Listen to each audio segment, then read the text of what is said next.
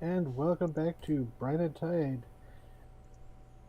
Previously, after spending a day among the city shops, gathering quite a haul at a toy store and causing a commotion as you sent two tigers and a jackal, guided by a hummingbird, marching across the city, burdened with toys and trinkets. Um, you went talked with a uh, somewhat shady Gerudo alchemist. You're not sure why the pronunciation is different, but she seemed insistent upon it. Uh, Learned that her equipment had been stolen by the Pearl Oath, and you had been hoping to track down the uh, Oath due to being involved with both the Cambion and Abalus plot to seed the pearls across the city and beyond, and as well as find Quiet Heart's missing mentor, seemingly a victim of a kidnapping by the guild. So, descending into the sewer, you encounter denizens beneath, uh, a myconid hermits, some uh, had a run in quite literally with the gelatinous cube. Encountered a nest of face spiders with some almost symbiotic oozes that had been left almost as something of guard dogs for the approach to the drug lab.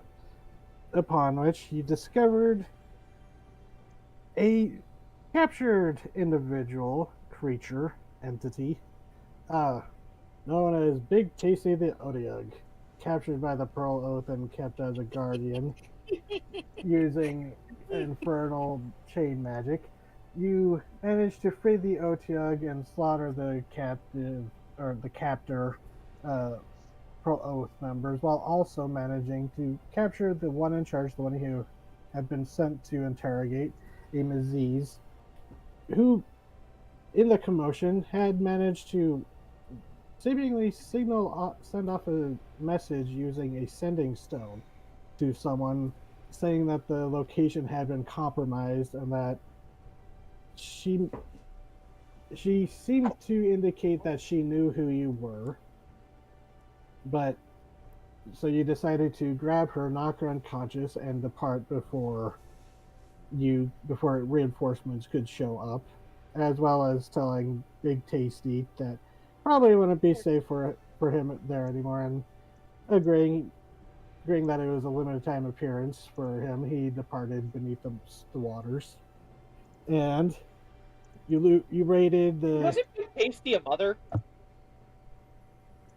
their their tech. Hermaphroditic. Yeah, they're technically Ah, hermaphroditic, but they just go by he. okay.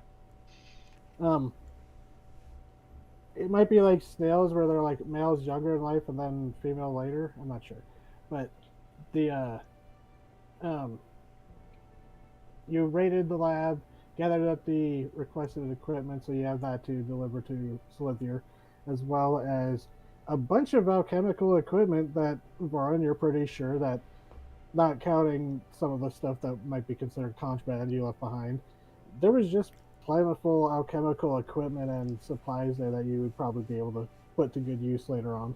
You. And looting some of the things, you gathered up a few more infernal weapons. You're gonna kind of have something of an arsenal, but you have no idea how to refuel these, the pistols or the guns that you've gathered up.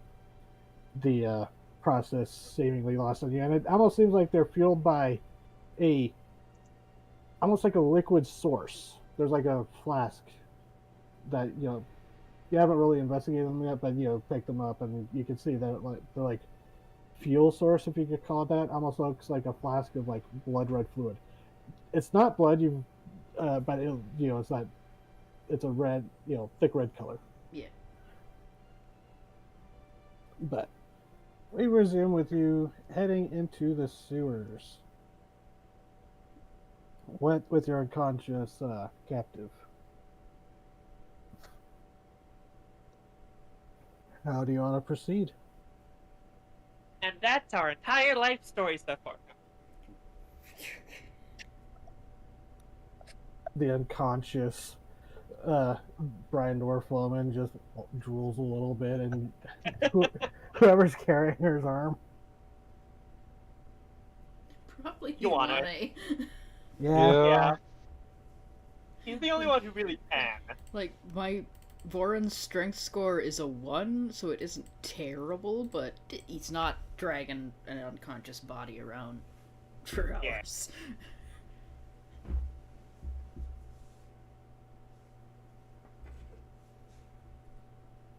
Where to now? Are we putting this stuff back? Do we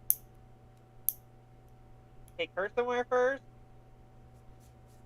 Well, I think we should try to take her somewhere first without being noticed before we get the answers that we're after. Okay, fair. Huh, I wonder. Mm-hmm. I'd like to cast Detect Thoughts. You could. No, I'm casting Detect Thoughts. Okay. And I'm using it on her. Okay. So she would have a disadvantage on the save, I believe, being unconscious. Or, that's a good question. If this would be like an she's automatic unconscious. fail.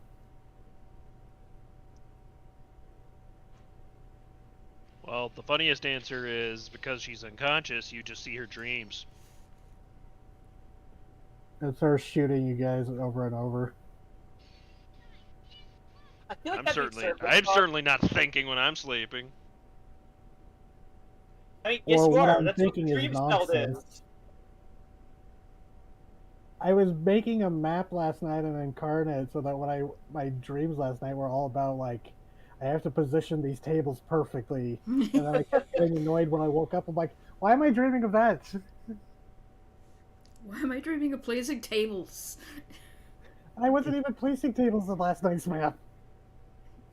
And then you wake up and think, nobody even looks at the fucking tables on the map when I put them there. They don't. Okay, so let's see. Read thoughts. Nobody looks at the tables.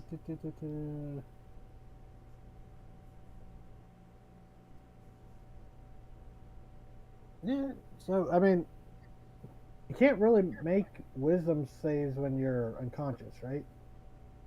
I don't know. I don't believe so. I don't think so. Well, no.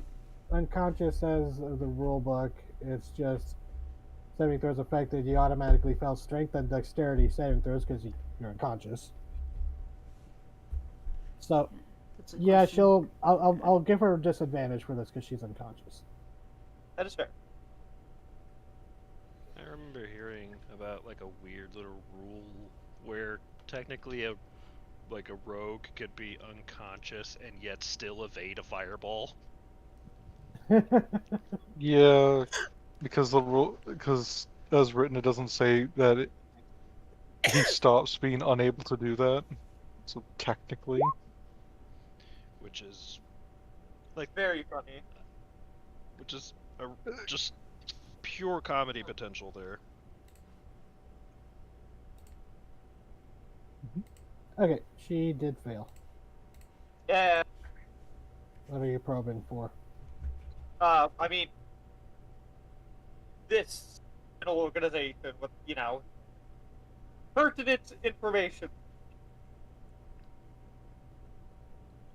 Who's her boss? What are they doing specifically? Who did she message? Who I assume would also be her boss.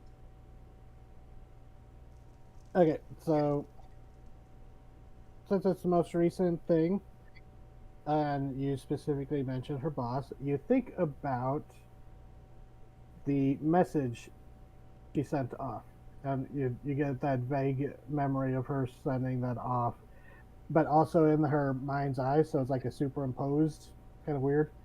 You see, well, I guess it's not weird for you because you're all non-Euclidean eldritch nonsense. Yeah. So you're probably the one who most easily can parse this. You get a flash. It's not very clear, but you get a flash of a very large figure, like from her point of view, she's having to crane her neck up even further than if talking to like a normally tall human. Like Ioane size? Yeah, pretty good Oh. acclimation, but heavily with like uh new. The impression is new armor, new equipment, and being handed a one of the new pistols by a hand gauntleted in a very infernal looking armor. Uh,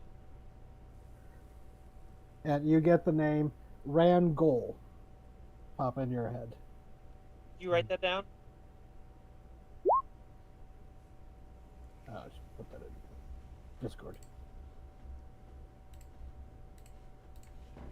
Thank you. Oh no, not Ran. Zan with a Z. Okay. Zangol. What does she think about Zangol? Like, what are her like just vibes towards him? Is she afraid of him? Fearful respect. Okay. Well, not like I need to work for him because I'm afraid of him, but more like I'm glad I'm working for him because he's a scary motherfucker kind of vibe. Yeah. But as you're probing, she's starting to stir because a subject is aware when you're probing a mind. So Yeah. she's starting to stir, so you're not sure how much longer you have access like this without, knocking her back out. Can I get any further locations for their gang? Not necessarily where the boss is, just like, am I able to grasp anywhere else before she wakes up? Let's see.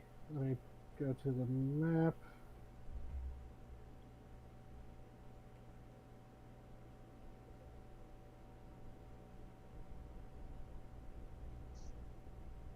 Okay. So you get a pretty good idea that the main hideout for the guild or for the syndicate is in like this area, in like these slums areas outside of the jaw, like centered around the square, but you're not getting much clearer than that. Okay. Because Gonna- you see like, a vision of her walking through this, this big fountain square. That's a shitty circle door. But yeah, and yeah, it's about then. She starts to like the starts to struggle in your grip, Ioane. And Ryan will retract.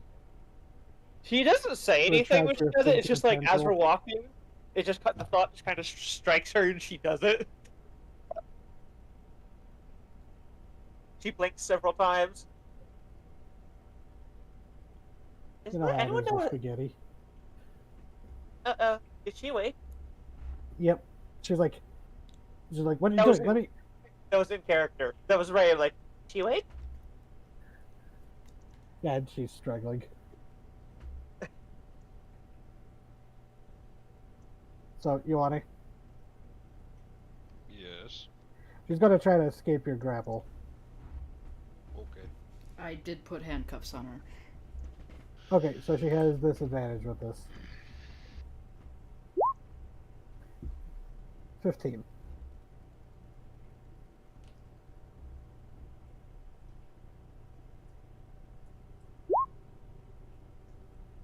Oh yeah. If she didn't have that disadvantage, that would have been a fun draw.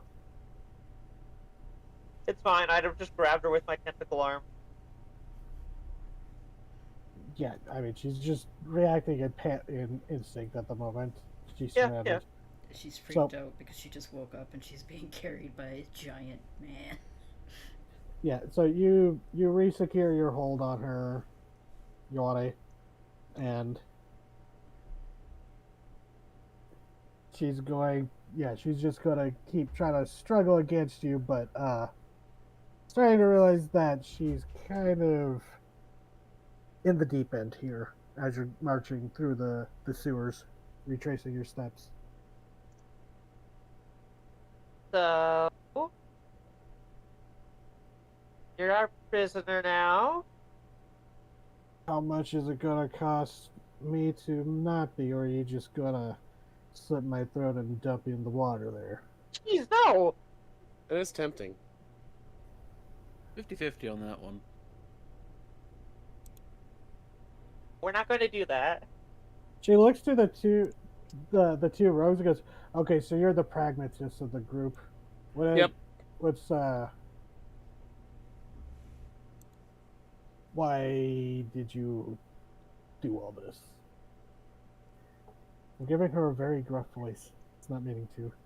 Hey, who's Van Gogh? Kind of turns and glares at you and he goes, "Not someone you really want to meet, kid."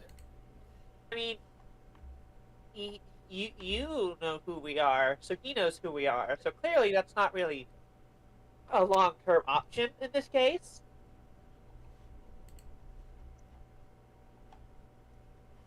It's the Fist of the Oath.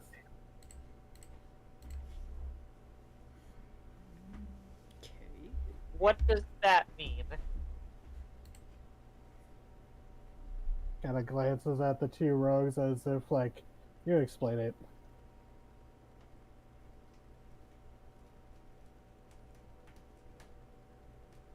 I asked you, not them.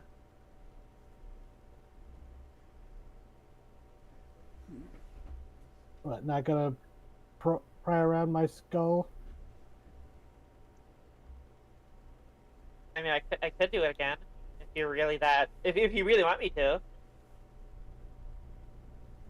She's just glowering at you right now. Look, you mind control the creature and put it and had it set up to either kill or die. I don't really feel very much sympathy for you. She just sighs and looks to Ryoko and Taggart almost like, are we, like, can we speed this along? Oh, don't look to us for mercy. No, just speeding this along. No, the length is part of it. Reagan's Keep going, you're are you doing great. okay?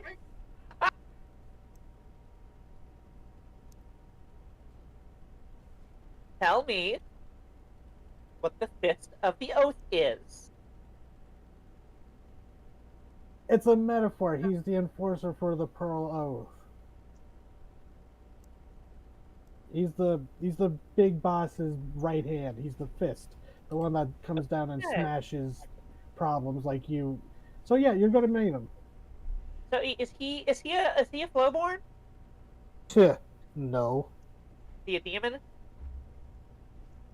I've heard him described as such, but Wait, just answer the questions as like what their actual answers are.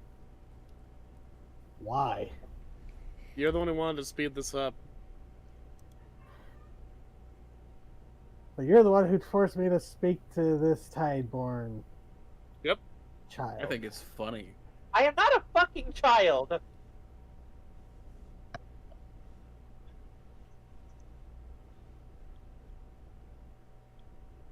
No input there, big man, or are you just, having fun holding me tight to your, another night this might be kind of fun, but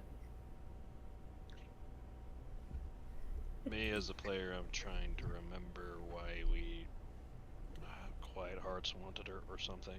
Because the Pearl of Kidnapped Quiet Hearts' mentor? Question mark. yeah, Hmm.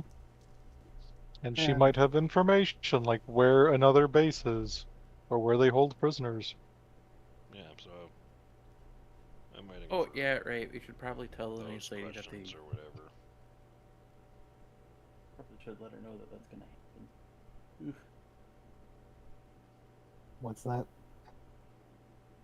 Oh, the paladin has questions. You're gonna have a fun time. He's spooky. So- They're spooky.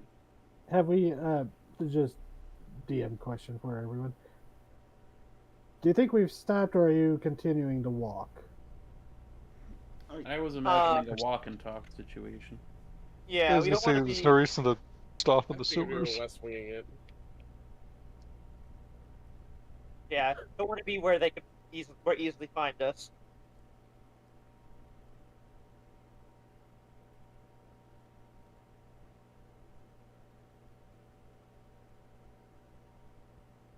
Look, So- your group is probably not going to do very good things to you because you lost and got captured. Not gonna be very nice, or anyways, if I talk. I mean, in that case, you're at least you're going to be like in prison probably, but you're not going to have whatever they're going to do to you happen to you. Quite hard to tilts their head a little bit, goes, if you speak, there will be less of them to hassle you. Very shortly. This is true. So I squeal and you go kill my friend so they can't kill me for squealing. They're not Yes, very good friends. They're exactly. gonna kill you for squealing.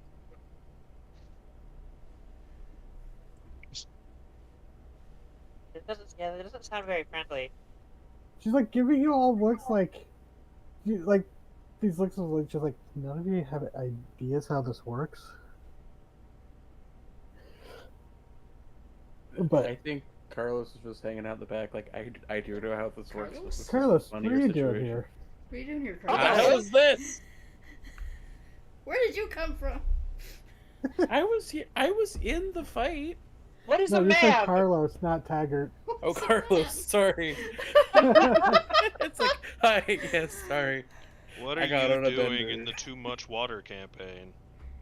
I got tired of the too much sand. I needed a vacation. Go back to Tatooine.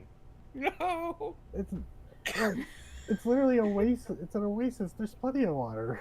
I There's damn more you water to than there meat should world. be. But anyways, But not the fun kind. what were you saying, Taggart? Oh no, I think Taggart's in this situation where he's like, oh, I know exactly what's going on here and how this normally works, but it's much more fun to watch you squirm. He's probably cocky enough to say that out loud, actually. He says that out loud. So, I'm going to need. This might be a Ryan thing because you were kind of leading into this, Yeah. Ryan. You might have to do either an intimidate or a persuasion. Maybe no. Actually, no, that would be a persuasion. 'Cause Luckily, You're, there you're are many- trying to like good cop her. Quiet Hearts is definitely playing bad cop. What is that, Nora? That was a scream. Yeah, what? We What? heard like a squeak. Things fell. Oh. We just heard like a squeak, like Is a raspy is it like that? Okay, I'll do a persuasion.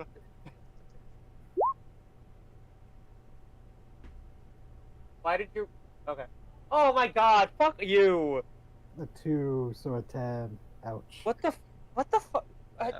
Even with advantage, that's the 13 at best.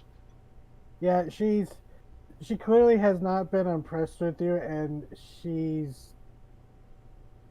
don't know if she's just hardened or just spiteful or what, but she does not seem to be giving in to your force of will there, Ryan. Okay, I'm gonna roll something else. How many charges did your detect thoughts have on your amulet? I believe it has 3 a Three? day. Oh, okay. Well, whatever you did, you saved. Yeah, it has 3. So I have 2 more. Because it can just do the telepathy as is. But Yeah. That wisdom save was whether Rayan was gonna do something fucked up or not. Mind Sliver. Do something fucked up. Well, No, she was unconscious, so Mind Sliver will just kill her. yeah. Like if Ryan doesn't, Quiet Hearts might. I should go back and see what her HP total was. She was unconscious, so it was 0. Oh, Wasn't yeah, it? it was. Yeah. That's probably a 1 now. Yeah, because I remember I just looked, her HP before she got knocked out was 6. Ooh. So that would have knocked her out for sure. Rayan, killer. Can Quiet Hearts attempt an intimidation? Sure. How would you lean into the intimidation? So, basically, they would move up alongside Yvonne and turn so they could meet the Brine Dwarf eye to eye. Just the fucking glowing blue eye from underneath a near pitch black helmet. It's just or internal helmet. Just your truth now determines what state you remain in. I have taken an oath not to lie, so therefore I do not. I cannot speak for anyone else in this group, but if I say I will protect your life, I will. If I say you will lose it, you will. And if I say your life may be hampered in certain ways, do you not speak truthfully to us? It will. Are we clear? Yeah, go ahead, roll me an intimidation. Goddamn. I want Petra to get aid. Oh, never mind. I mean, you can anyways, just to see if it's higher, but would you... spooky man, you spooky star child. Would you allow an advantage to him, or...? Yeah, I was kind of considering, like, saying that... so, yeah, go ahead. Like I said... 23 is still pretty good. That's fine. Original roll stands. Nah. I was just fishing. I was just fishing to be a dick. Yeah. Her eyes kind of flit around, but they lock in as you're, at first, but they lock in as you continue to emphasize your point. Held there in place by Ioane, held up to eye level, basically, for you. And although there are many eye levels with you if you consider, but that's more of a joke. Oh. But she seems to gulp nervously and give a nod before going, well, why'd you attack anyways? We are looking for someone your group has kidnapped. Have you heard of the name Quinix? I was running a drug lab and my sewer's dead. Why would I mean, yeah, I've heard of, like, Quinix had sense. Wait, that paladin that was nosing around causing trouble? I thought the guy, handled him.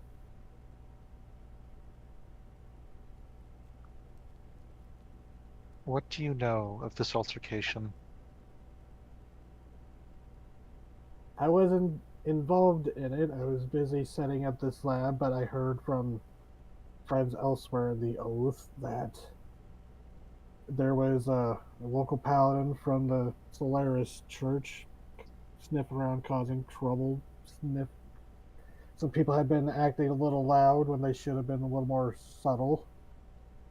And that drew his attention, and he started sticking his nose where it shouldn't be, got his horns tangled in something, and last I heard they shipped him off outside the city. Ooh. But I don't handle ransoms and stuff. Thank you for being more intelligent than some of your other contemporaries. Is an investigation the sense motive of this game, or is it insight? Insight. And I said I would say you'd have advantage because you have criminal background like this. What were you trying to insight? Whether this criminal is actually telling us the truth. They're not giving you like a full... sneak. she's giving you the truth, but you get the sense that there's probably more details that could be, twisted out of her with the right pressure. With an 18, Hmm. you're not sure how much, or if she's just like holding back some minor details. You're not sure, but you know the criminal habit of just because you do this all the time yourself. Yeah. Just not giving all the details when you even I if don't you're need to forced to know confess. things.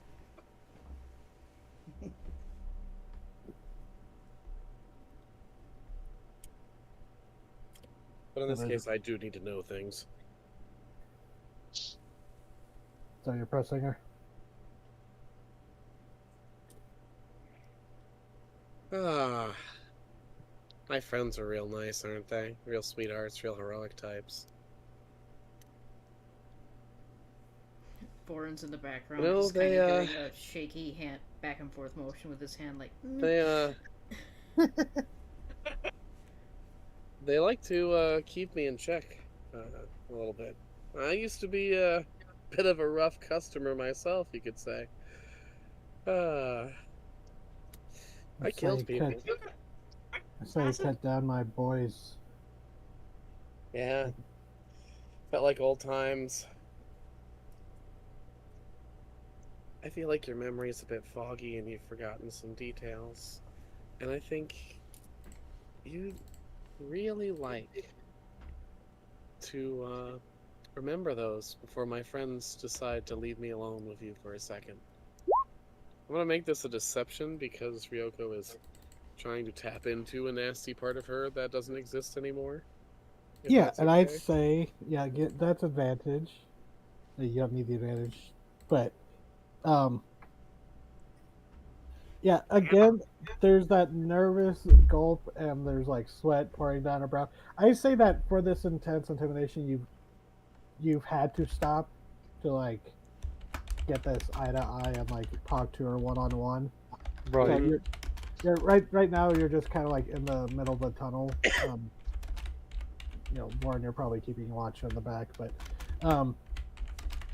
she kind of glances around and then just.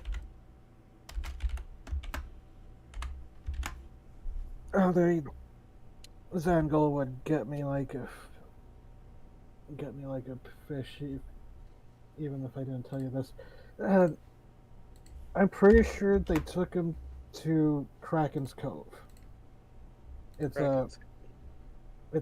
it's.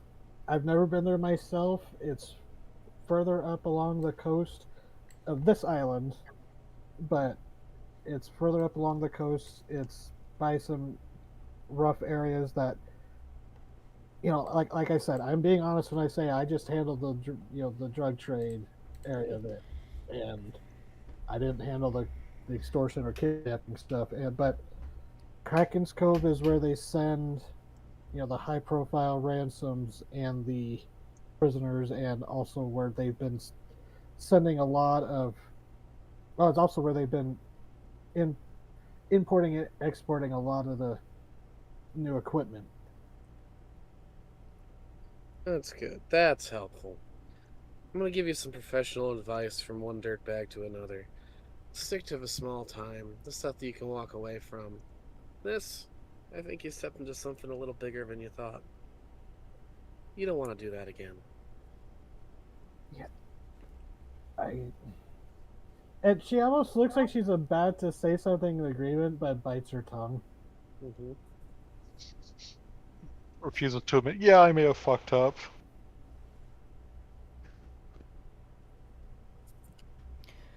The money from this might have been very good for you, but you can't spend it if you end up dead. And there's lots of smaller time crimes to make a living off of.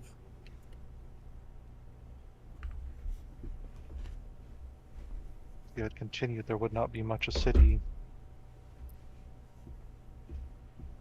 I do not Yes. speak in the metaphorical drugs ruin populations. I speak in the literal. She kind of squints at you like she's not sure what angle you're going for. She's like, what do you mean? The organization you belong to. are planning to destroy this entire city. She blinks and then scoffs at that. It's like, what the fuck are you talking about? I admit we've been expanding a bit hastily, and the equipment that we're getting, it's nice, but Oh, she doesn't know. Most of them don't. Otherwise, I doubt they'd have the infrastructure they do. I guess her friends aren't as much her friends as she thought. The she kind of demons. rolls her eyes at you, Rayan. You've told Voron and Taggart about the skulls, right? Or not? But Yeah, have we had a thing Yeah. for that. The Yeah. trolls. Yeah, we wanted you guys to take a look at them at a point. That's right. No, they're being very literal. They're Yeah, no. making a weapon that will detonate in at least a mile area and turn everybody into mindless, screaming beasts that will tear each other apart in the streets. And you got to be a part of it. Isn't that fun? She's looking at y'all incredulously, like she goes, Oh, right. "We're a smuggling syndicate. We're in this to make money. If there's no city, no money." I can talk to her telepathically. Can I give her mental images like we do in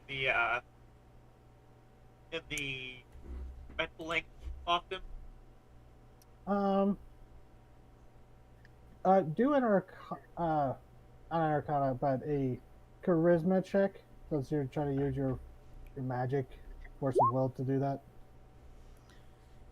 16. Okay, yeah, you can give him a brief memory of something. Yeah, Rand like grabs her arm and like looks her in the eye and just like puts the memory of the explosion and the results of it.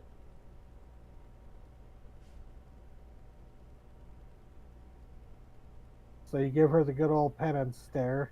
Yes, I do. Yes, I do.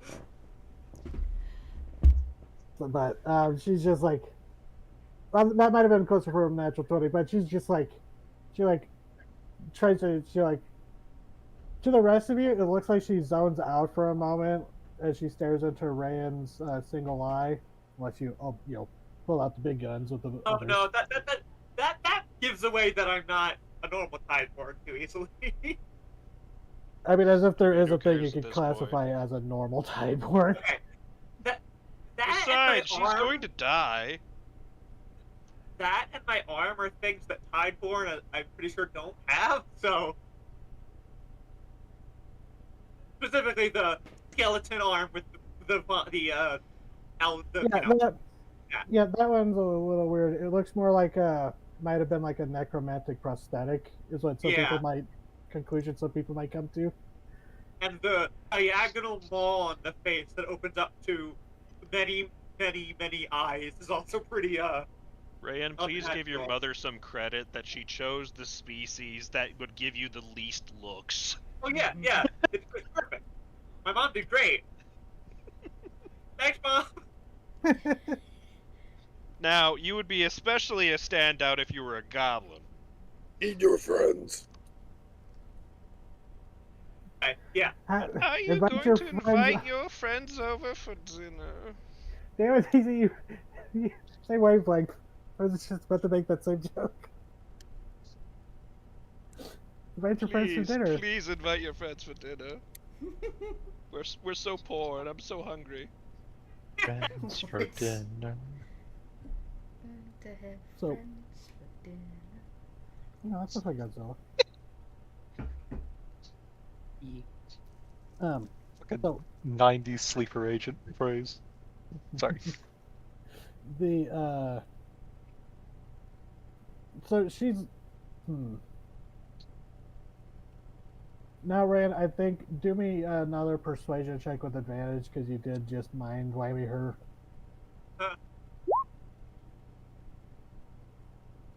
20. Okay. I'm She's good like- at this. I Yeah, have no, plus I mean eight. that's good. I know. I'm That's just good enough. it is. Well, I'm just as long as adopted. it's over 10, you're golden. Yeah, so she's just like, she like jolts back, shakes her head, and she's just like, don't do that again. Jesus. What they plan on doing. You are collateral.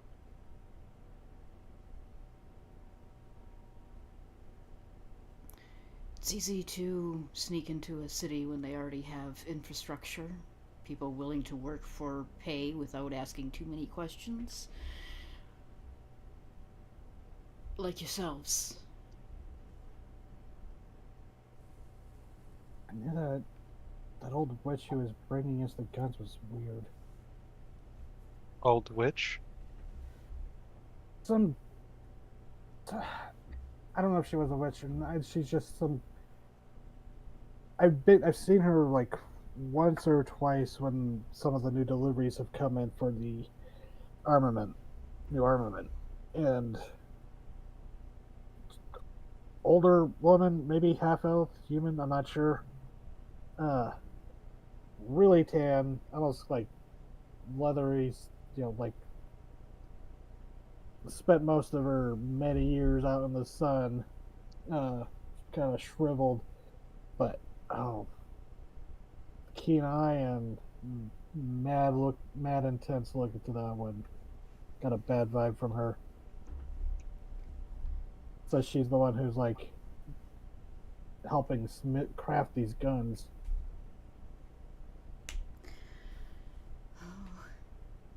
Didn't get a name, but I didn't really want to stick around that long.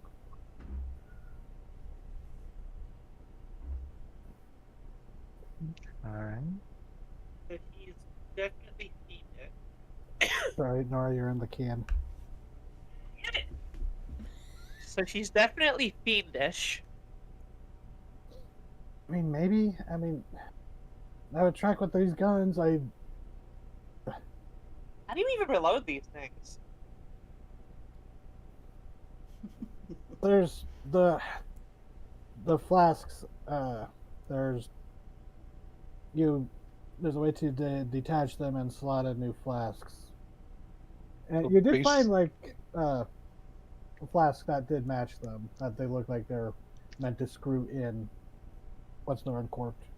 So, if I'm understanding this correctly, they're basically demonic steam-powered guns? Kinda. They do fire damage instead of piercing damage when they fire. It's almost like getting hit with an infernal firebolt. Incendiary fucking round, awesome. basically? Kinda. There's no physical pellet. Oh, so there's no bullet. It's basically compounding the water or fluid and then ejecting it. Sort It's of. like a squirt gun. It ignites whatever the fluid is and fires it. Oh, it's fun. It's like a napalm blaster, but with, short globs instead of entire streams. Oh, Were that's there fucked. So we picked up those vials, right? Yeah, there were some reloads. Yeah, Rand will pick one up and like shake it around. And she flinches. She's like, "Don't do that. They can be volatile." I would say Varon kind of also flinched, reached out, saying, "Please don't shake things that you don't know what they are." God, I won't do it because I know it would go badly, but I saw someone It's drop very- a bandolier and like two of them went off, and that was a messy day. I won't do it because it would be stupid, but it'd be really funny to eat this like I have the oral. Yeah, Nara, Go ahead. there's gonna be you can't eat everything No. safely. Hey, I've eaten surprisingly few inedible things in this campaign. Oh, I know. There's a difference between inedible and actively harmful. Yeah. The deviled egg on the windowsill. How long has it been there? Why is there a windowsill in a sewer? Ugh. Anyway, yeah. Rain The will deviled Odiug egg on the crate. Rain will put it away.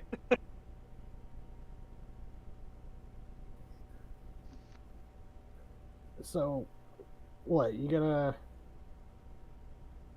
What's next? Turning me over to the scales.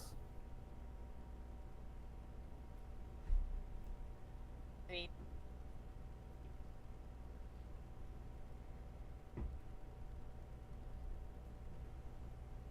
Nor if you said anything, you. no. We're trying to put words together.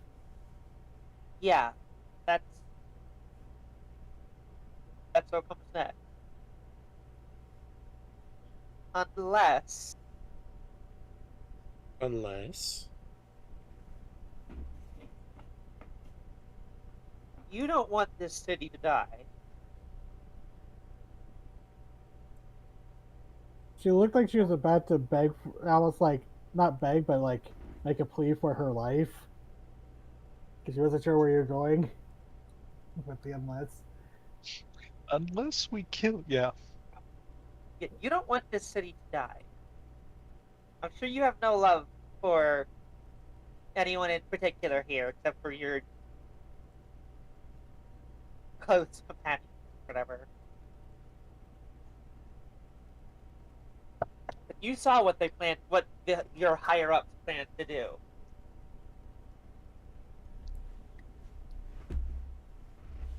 Unless I need to show you again.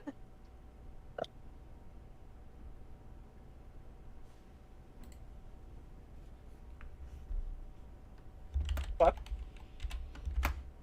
It's just the ambiance check. Excuse me. Okay. Excuse me. How does she react when I say unless I need to show you again?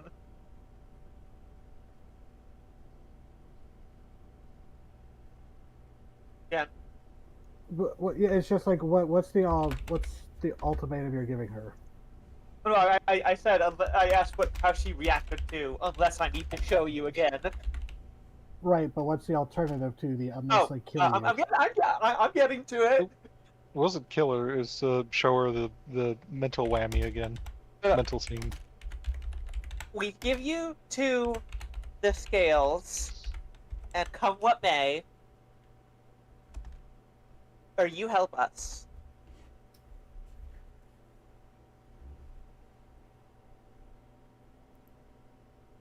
You save the crew that you care about, and don't die when the city dies.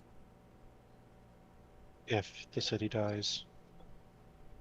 Okay, we're doing our best to prevent that, I'm pretty sure. I prefer to prevent that. But you know this city. How long have you lived here? How long have you worked here?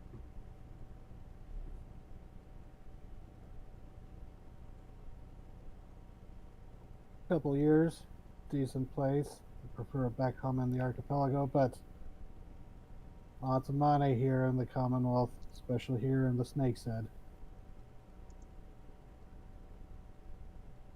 You'd rather not see it go up in smoke, I'm sure.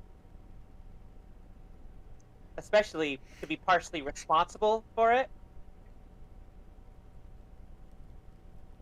Where are you going with this, kid?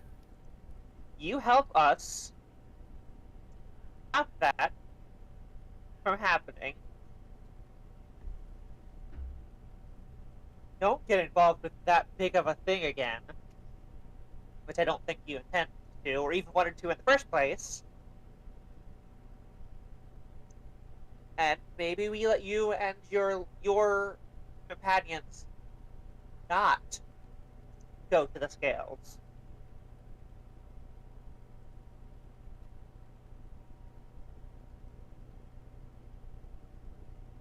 She's listening to you, but she looks as you continue to explain, like, oh, perhaps you should betray your friends. She seems to, like, her expression hardens a little bit, but she's still listening to you.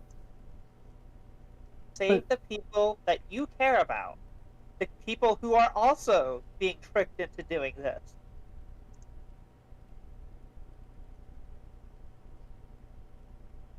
How the fuck did you even find my lab? Oh, I know where you're. I have a pretty good idea of where your main hideout is too. Well, you were rooting around my brain like a dude going through a silk bed, so yeah. Yeah. You've So gone through a silt bed. I like that one. Yeah, that's pretty good. I just came up with that on the spot. Good. Pretty good, honestly. Seriously. I mean, Um, honestly, I've seen footage of that. They go fucking ham. Might have seen the same footage. You've seen what we're capable of. No. How'd you get to find my lab? That no one's supposed to know that was there. You told us. Who? Was it the alchemist? Or the, arcanist? The Arcanist just told us that they stole his stuff, right? Yeah, she told you that how like the entrance and said that you should be able to track it down by following the thieves' cant on the sewers, Ah. which Ryoko and Taggart were able to. Oh, nobody told us. I think that's just where the attacker like leans in, waves his fingers, aims it back out of eyesight. Shoots a scowl. Your hidden places aren't as hidden as you told. No, I bet someone told you. Who's your?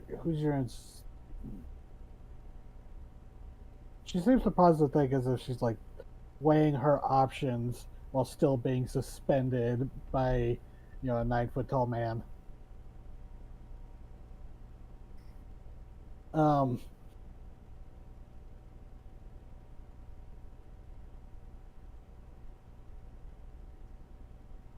You take me to the scales, and I do go to the Fang. There's plenty of oaths in there that will gladly shiv me to make because out of everyone in the lab being killed and then the leader being sent to the scales, not a good look. Don't think I talked. Which I did. I'm not doing a very feminine voice for her. I feel that. It's dwarf. It's alright. It Yeah. works. Fine. I don't do a very feminine voice for myself anyway, so whatever. But she goes, Hey, I'm having a wonderful time imagining a husky-voiced dwarf criminal. Yeah. This too is Yuri. her model is in the supporting cast, the most recent. Yeah, I didn't Hair expect this and conversation. pronouns. I didn't expect. Well, I didn't expect this to go one the way thing you of. might have noticed is that all the Brine dwarves have green hair. Yes. It's Mhm. the algae. I can make this joke every time one appears. Well, it's technically chlorophyll. So, My God, vegans. no. Do not eat their hair. Ooh, Well, hair! I mean, I think eating them would kind of violate the whole vegan thing. Yeah, exactly. Rand starts chewing on her hair. Don't. So, Now, since you Anyway. brought up the dugong thing, all I'm imagining now is a poor screaming dwarf being lowered into a pond of hungry dugongs. no. You won't die, but you will emerge bald, which is the worst thing that could happen to a dwarf. Oh god, it's like what happened to Jeffrey Combs when the worm ate his hair in From Beyond. Oh my god, I literally just watched a video about that earlier today. Basement worm. And I don't mean Ken Fourier and his Speedo. Barbara Crampton.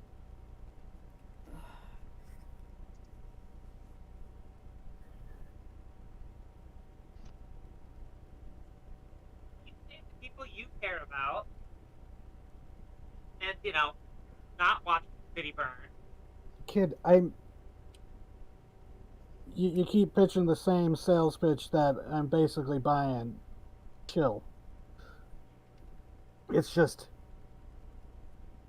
I gotta be smart about this. Who are you working for? Us. You're working hitting for too us. many of our places recently in like what, 2 nights to just be newcomers. Someone's giving you intel.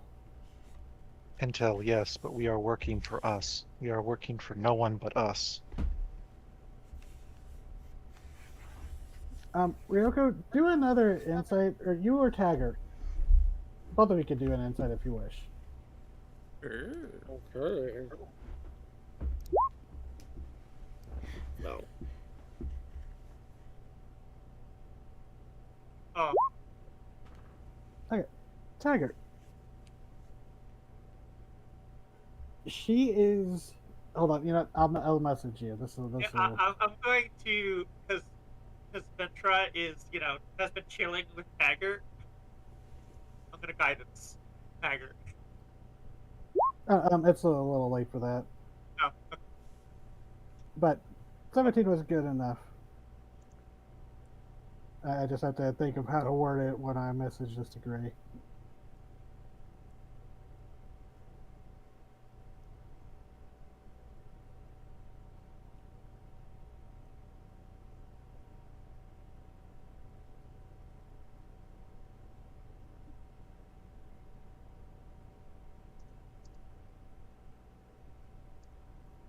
Oh boy, secret messages just for me.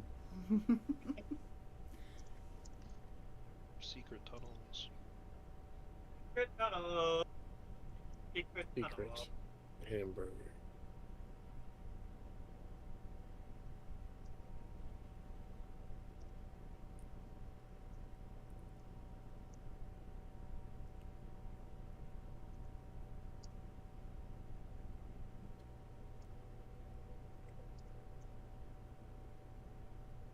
Okay. That's a lot for a 17 insight, but I think you having the scoundrel background or whatever.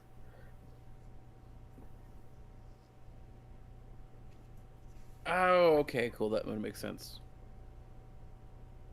Well, who we're working for is an old friend of mine, and if you're a little more cooperative, we'll take you to him instead of the scales. Might be a little safer. He gives a little wink. You'll see that confuses quite ours for a minute, and they turn and look as, do not believe we are working for them. Are we not just acquiring their services? Like leans over. It's one of the things where like she's probably gonna get shanked in the jail cells if we take her to the jail. She's looking out for herself. If she thinks she's got a deal, she'll tell us more.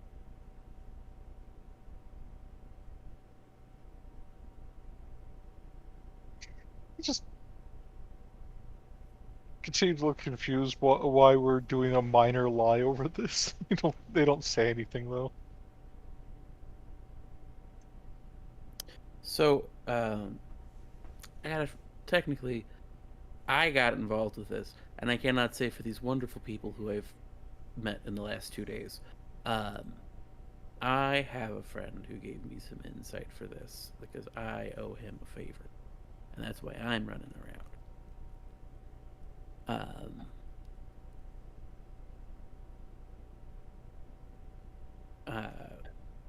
Are you familiar with a fella by the name of Gazavo? By any chance? Ryoko's ears perk up. She kind of. Well, you've all met Gazava by this point. Yeah. She kind of. She actually perks up at that too. And she goes, "Wait, the broken horn?" Yeah. I owe him a favor, which is why I'm helping these kind folks out currently. Makes Now- sense. He would be able to get the intel if he put his mind to it. Now, why he's looking for this wonderful person that our friends are looking for here, that is, to be honest, not a whole lot of my business. But someone who's smart, clever, can help run operations, be knowledgeable, be a better place to end up than a cornered cell with a bunch of people we've thrown in the last 2 days.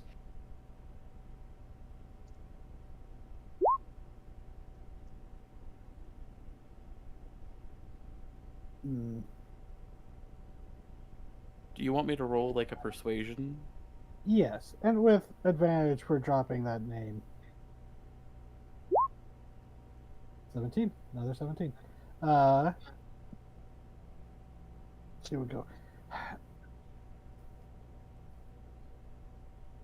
Okay, yeah, get me to the Broken Horn, Gazavo, and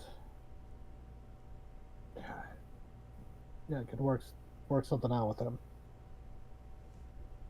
If there's anything among honor among thieves, he's the one who has the most of it. At least I know it's what everyone says.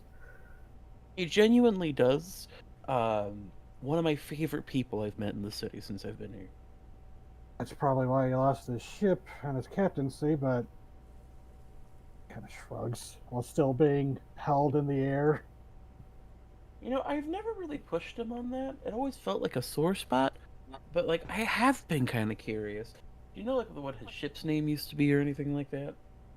The Broken Horn. Oh, the Broken Horn, right? Doy, I remember. Never mind. Hold on. Yeah, you would remember that the foremast, the figurehead, or what the forefigure, whatever it's called, I can't remember. Was a very beautiful, voluptuous tiefling woman with two horns but a broken one. Yes. I do remember that. I do remember his Even very though distinctive he mask. himself also has a broken horn. You're not sure what came first, the ship name or his injury. And he won't Wonderful tell. woman. Ironically flammable.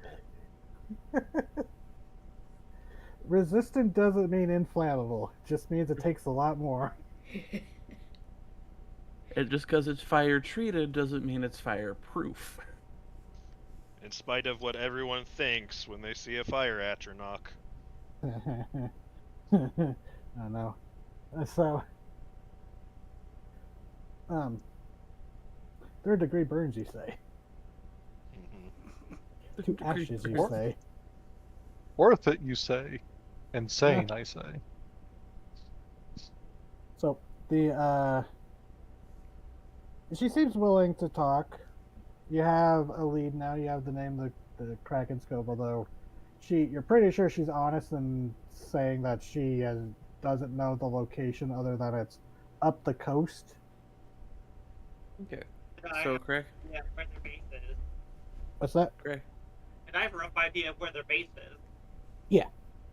But you also got the sense that it's I'll also give that from you because you're looking for information on the base. You get the sense from her, and probably she would confirm it if you questioned her. It's more like an underground fortress with the recent armament. Because you got the vibe that it's mainly an underground establishment. Duly noted. Nora, I'm sorry, you're in the can again. So we need to cause an earthquake. Got it. Oh no! If you That want might to do that. cause the snakehead to close. Oh God.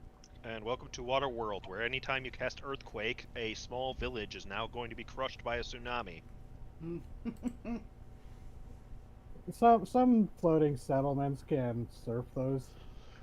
You'd have better luck finding the mythical purple worm. Yeah, they're gray worms now. They lost all Oh, right, their they're gray coloration. worms, right.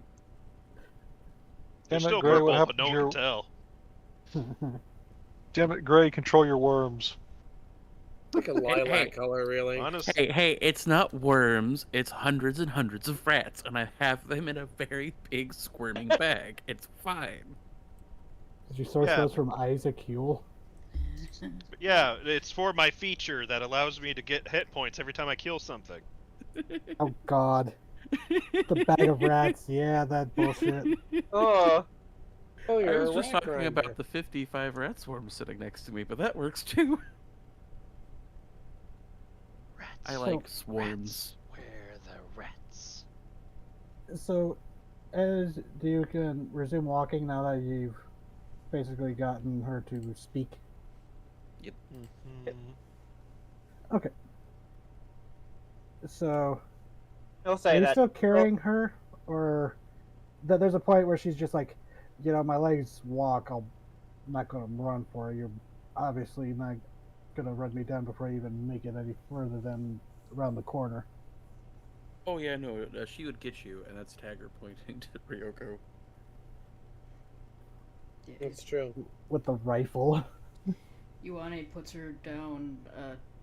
Voran will take the manacles off, and they'll just kind of vanish into nothing. Interesting. Oh. Neat trick. Okay. So, and she's walking along with you all. So, who in this city do you actually like?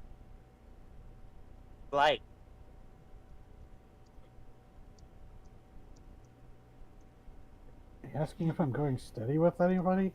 No, I just met, kid. I'm asking if you have any friends. Yeah, I got friends, but I'm not Jeez. really inclined to talk about them right now. She is asking for a list of people you do not wish us to murder. Well, when you put it that way, I'll come up with a list. It would also be helpful if you like. What? Is that your... I was just thinking Or is about a list of friends: Gandalf the Grey and Gandalf the White and Monty I know. Python. And all the groups that play. God damn Don't it. kill any of them, so they can kill you. And also maybe like tell us something that would get them to stand down if it could. But I know that might be harder. Yeah, no kidding. A description to start with.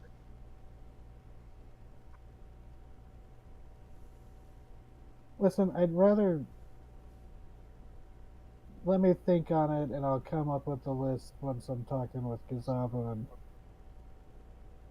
It's just...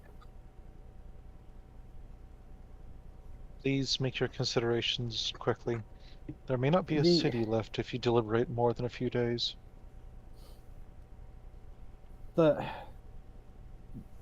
Pearl Oath isn't just a name. We take oaths pretty seriously. I should be slitting my own throat right now or trying to drown myself in that water right there rather than speak to you. But where's the fun in that? I suppose that's understandable, but you took the oath to your normal crew, right? Yeah, I get it. Not they're not operating how we used to, and I get that needs to change, but it's still... It's an ingrained reaction.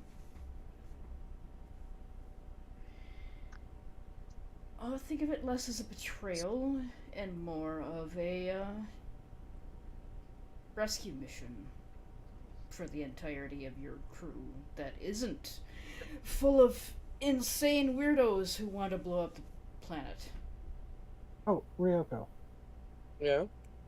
are you still wearing the goggles? Because of the Yeah, more the or food? less.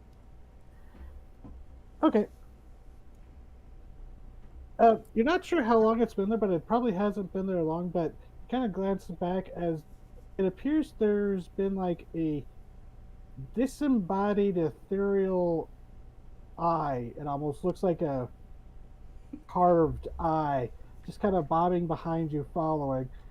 And when you make eye contact with it, it seems to realize it, and it almost like flinches in the air and then pops. Someone's been watching us.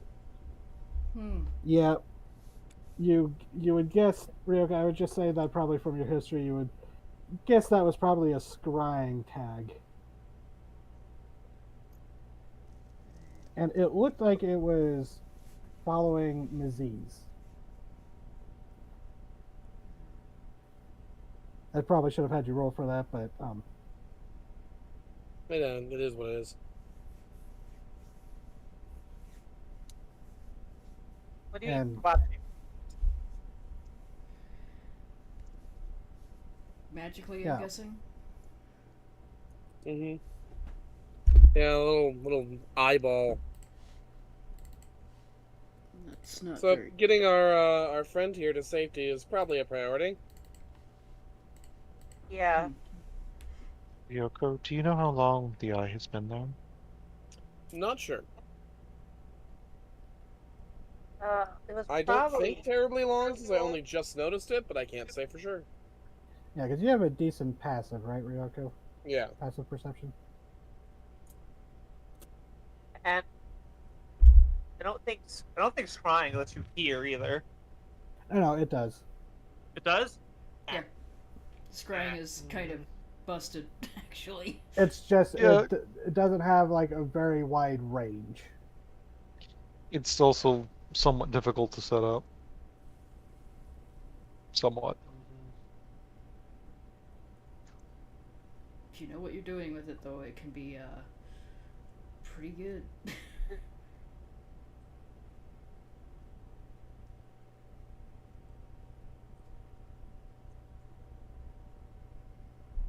Yeah, because looking at the spell, Ryoko would have seen what looks to be like a carved stone eye about the size of a fist. Kind of like the scrying eyes from Baldur's Gate 3, but smaller. Oh yeah, isn't that like Will's eye? Will's Eye's a sending stone. Yeah, that's it. Yeah, and then It's a magical spy eye. Whereas my eyes are a beautiful steely blue. and then the eye that you get from letting Volo perform brain surgery on you lets you see invisibility. It isn't worth it.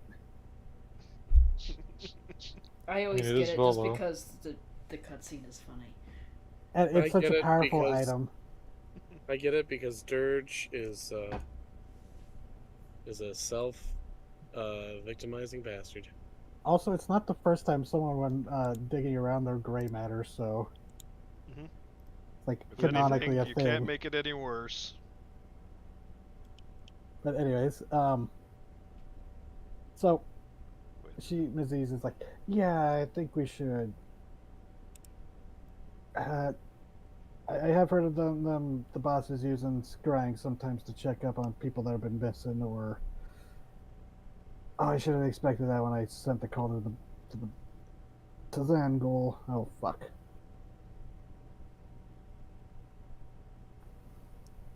Okay, let's run. We should probably get somewhere fairly safe.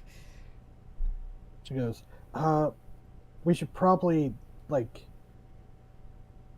I recognize the path we're going. You probably tracked us the way we went, so we should probably reach the surface a different way Well, than one of our known routes. do you have something in mind? Kinda, but we're not really supposed to go that way. There's some kind of, I don't know if they have like a truce or like we're just warned not to go there, but I'm pretty sure we could get through there quickly without trouble. Insight. Go ahead. This woman has been nothing but Natural 20. trustworthy. At first, you're wondering if maybe it's like territory of another gang, because you've heard that they've been kind of in conflict with all the others for moving in on territory and all that nonsense. But this one feels more like, oh, I know a shortcut, but it's through a spooky part of town, and I'm not sure I want to go there. Kind of vibe you're getting from her. Gotcha. What kind of creepy stuff is there?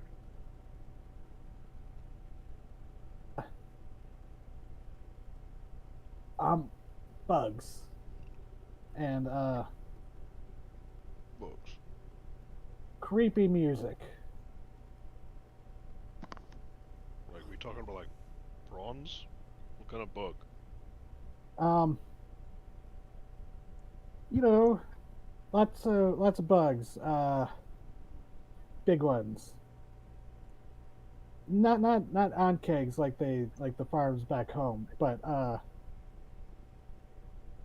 big chewy bugs. I don't want to. If I wasn't expecting a hit squad coming after me right now, I'd say we shouldn't go there. But Big chewy bugs? predatory like beetles and stuff, Well, roaches, man-eating roaches. it's either take our chances in getting through a hit squad or the chewy bugs. Yeah, what do you think more dangerous? Well, I know what they'll do to me if they catch me, so let's go for the bugs. Is my suggestion. Okay. Lead us to these bugs of yours, then, I guess. They're not my bugs. So Turn a she phrase. goes. She goes and starts leading you off.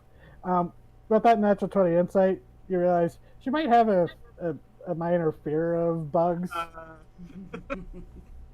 So it's a healthy fear, but it's bolstered by by her own natural fear. Yeah, and you with that she didn't seem like she was like when they're like warned that the rest of the guild is like or syndicate is warned not to go that area. But so you start taking off in a different direction that you had been heading back towards. Your kind of lose kind of the directions a bit, but Taggart and Ryoko, you're able to follow along as she's like looking at different thieves' camp markers along the way, and she's like, "Okay, yeah, this way," and it's about half an hour as you're going through when you do start hearing, you've heard occasionally like a cricket chirping here or there, but after a bit, you just start hearing crickets, a bunch of them chirping away, filling the echoing across through the tunnel. And she goes, "Okay, yeah, we're going in the right direction."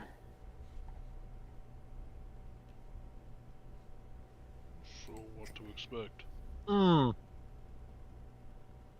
So, quick question.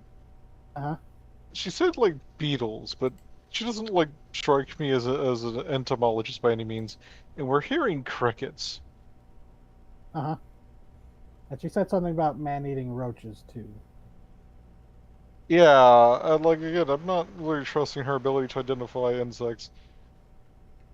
Jen, are you throwing carnivorous katydids at us?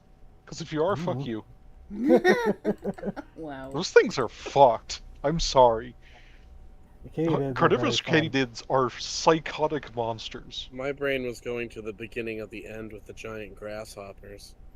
Hey, at least it's not a red mantis. Hey, we can at least Oh. be sure that it's not a giant deadly mantis.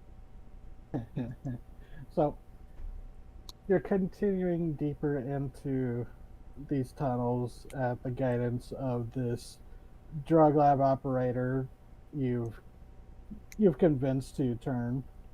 And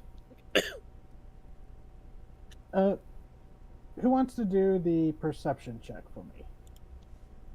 I would like to. Either one person doing with advantage or two people rolling once. Guess the Carters would probably be in the front, considering we think there's giant armored insects, possibly charging us. If that's all right. Okay. Yeah. So I would like to do the perception. Yeah, we should. I will do it at advantage. What do your many eyes hear? What? Be a 24. Nice.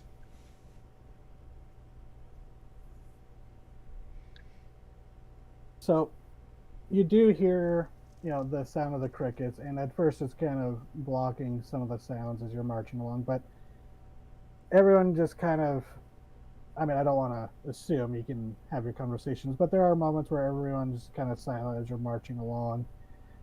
And with that good of a roll, you do hear off in the distance, around corners, down tunnels that you don't have direct line of sight on, but you do hear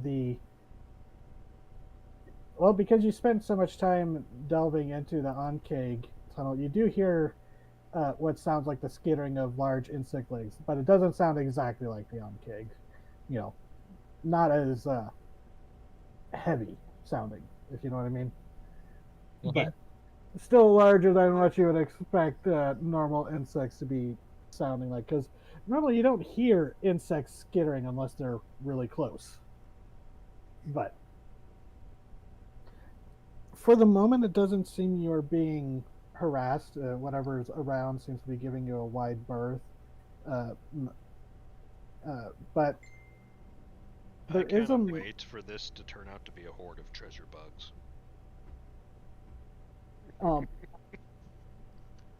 I don't think I could get away with a treasure monster this soon after the money python.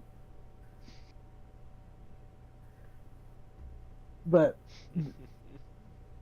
yes, I did make an entire monster because I had that pun name. It was good. But You should have. Quiet Hearts and Mhm. Ryoko, actually, you kind of hear this almost at the same moment, echoing through the tunnels. You start hearing a faint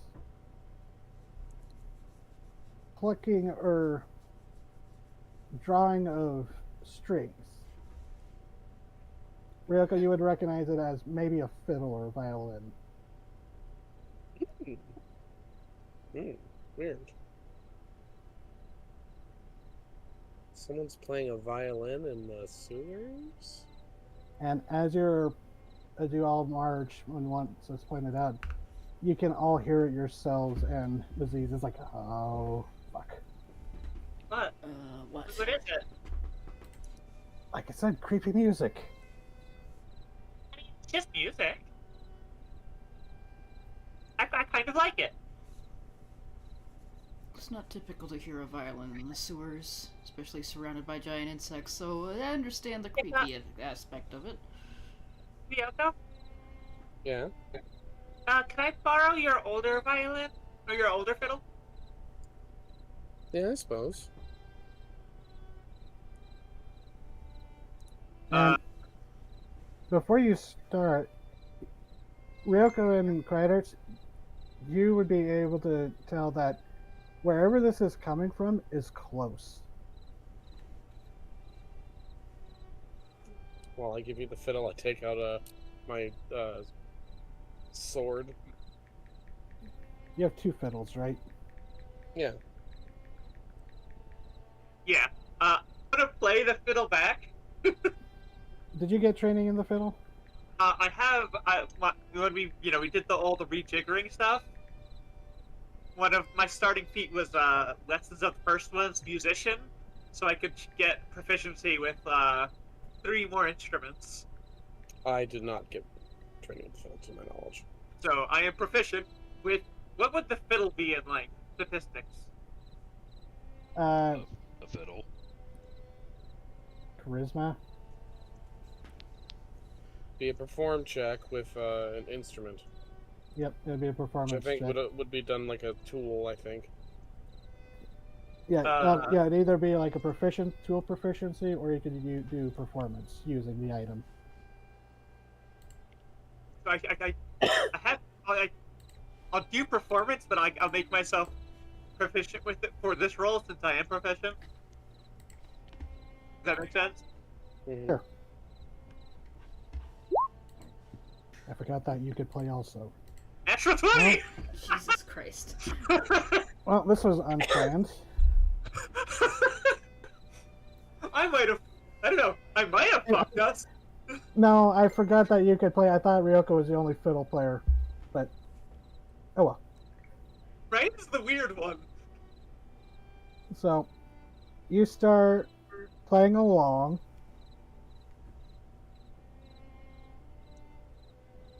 And you see.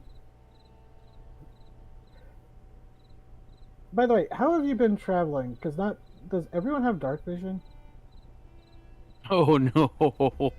I do. I've got like a hand on the big guy's back so I don't lose myself. I Yeah, think vision- I have goggles or something. Yeah, you have a pair of goggles, I think, Joanna. Yeah. Taggart's the only one who can't see. Well, Taggart, this would be most noticeable to you then, as you almost get jump scared because you're hearing the spooky music reverberating through the halls, and then all of a sudden, just a few feet away, you hear another violin just start joining in. And then a few moments later, as Rayan, you somehow manage to match this tune, you start seeing. It shouldn't be down here, but it's almost like seeing fireflies, little blips of insect light just start lighting up in the tunnel around you. I would not believe my eyes if 10 million fireflies. Well, they all pull out knives and descend upon you, right, Ryoko, for that. Oh no! Rest 1 in million peace. fireflies with 1 million knives. Well, But Well, that's what you get for Homestuck, I suppose. so, and you continue along, and there is like a slight hiccup to the notes echoing as whoever's playing realizes that whatever solo they were playing has become a duet. And the hold on. Sorry, people are messaging me. The there is light coming from ahead. You realize there's a turn, a junction in the tunnel, and what looks to be warm, welcoming light coming from a side passage. As Aziz is like, "Oh, I don't trust that. Let's keep going. Come on, let's go." But the music is coming from inside, and you see these like little light bugs, these little glimmers of bioluminescence, are almost like it's almost like the Monster Hunter bugs like guiding you. They're like trailing into this area. Yeah, Ryan will go turn that way. Anyone else? I won't let Rayan go off alone. Yeah, even though sometimes we should. You pass into this tunnel.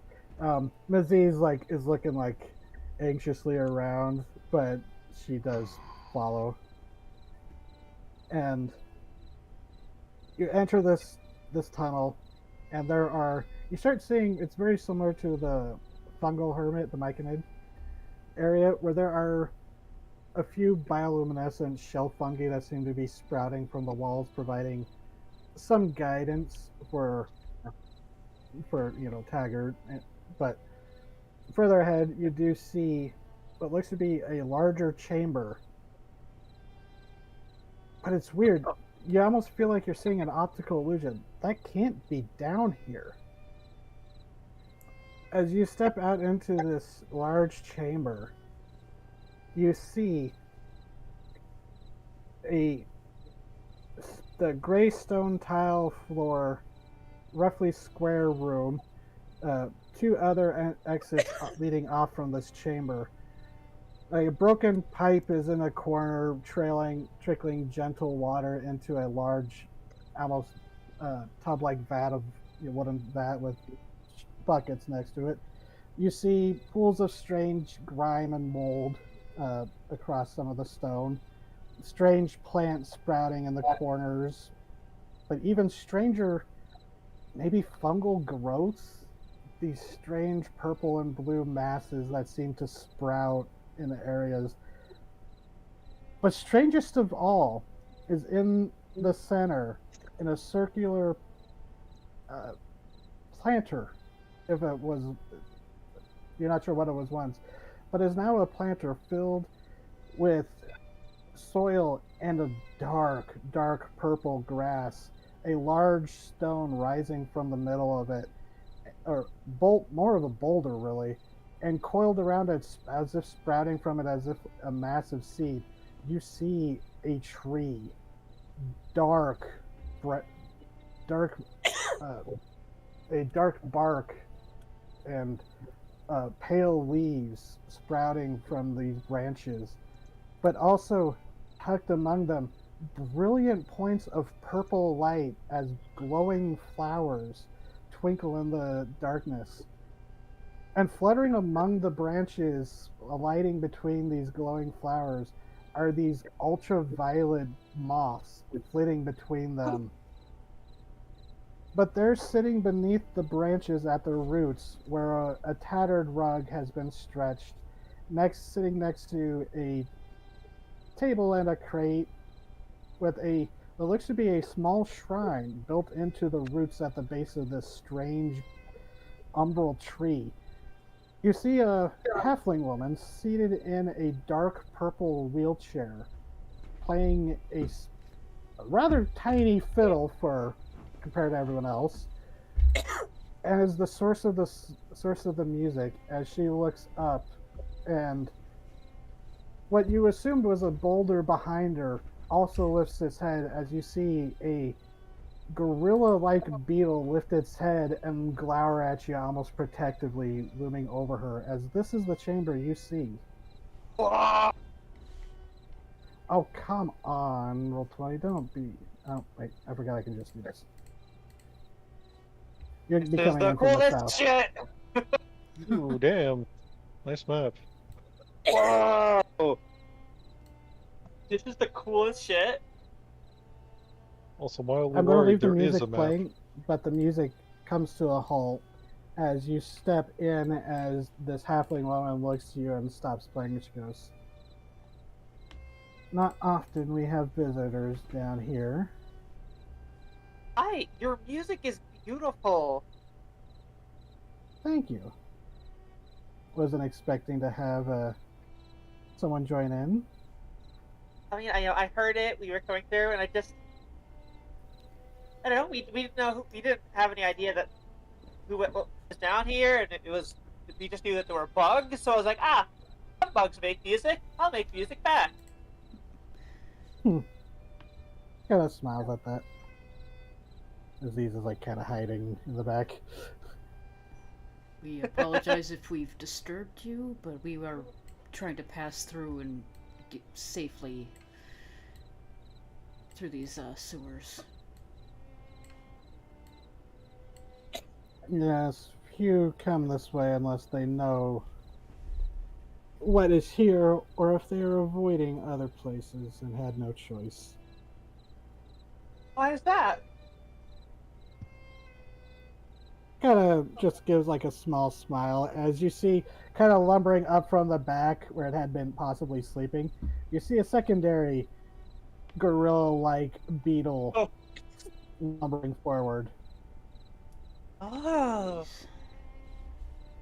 please. Can I tell what these are? Roll a history or an arcana check. They're both the same, so I'm just gonna go ahead and roll Arcana. Oh, okay. Yeah, you're not sure what these guys are. Yeah, I roll Arcana with my book. Sure. Yep, Oh my you God. flip through.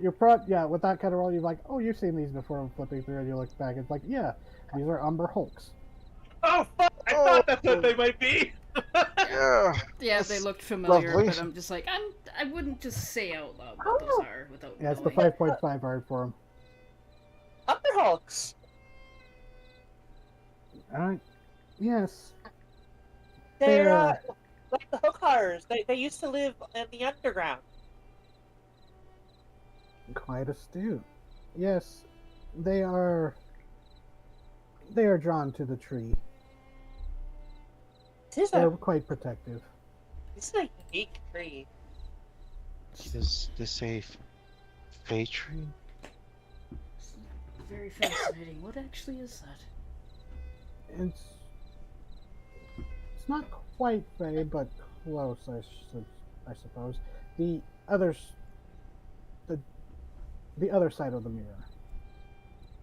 Well, This, for one thing, it's purple. yes. Oh. This is a.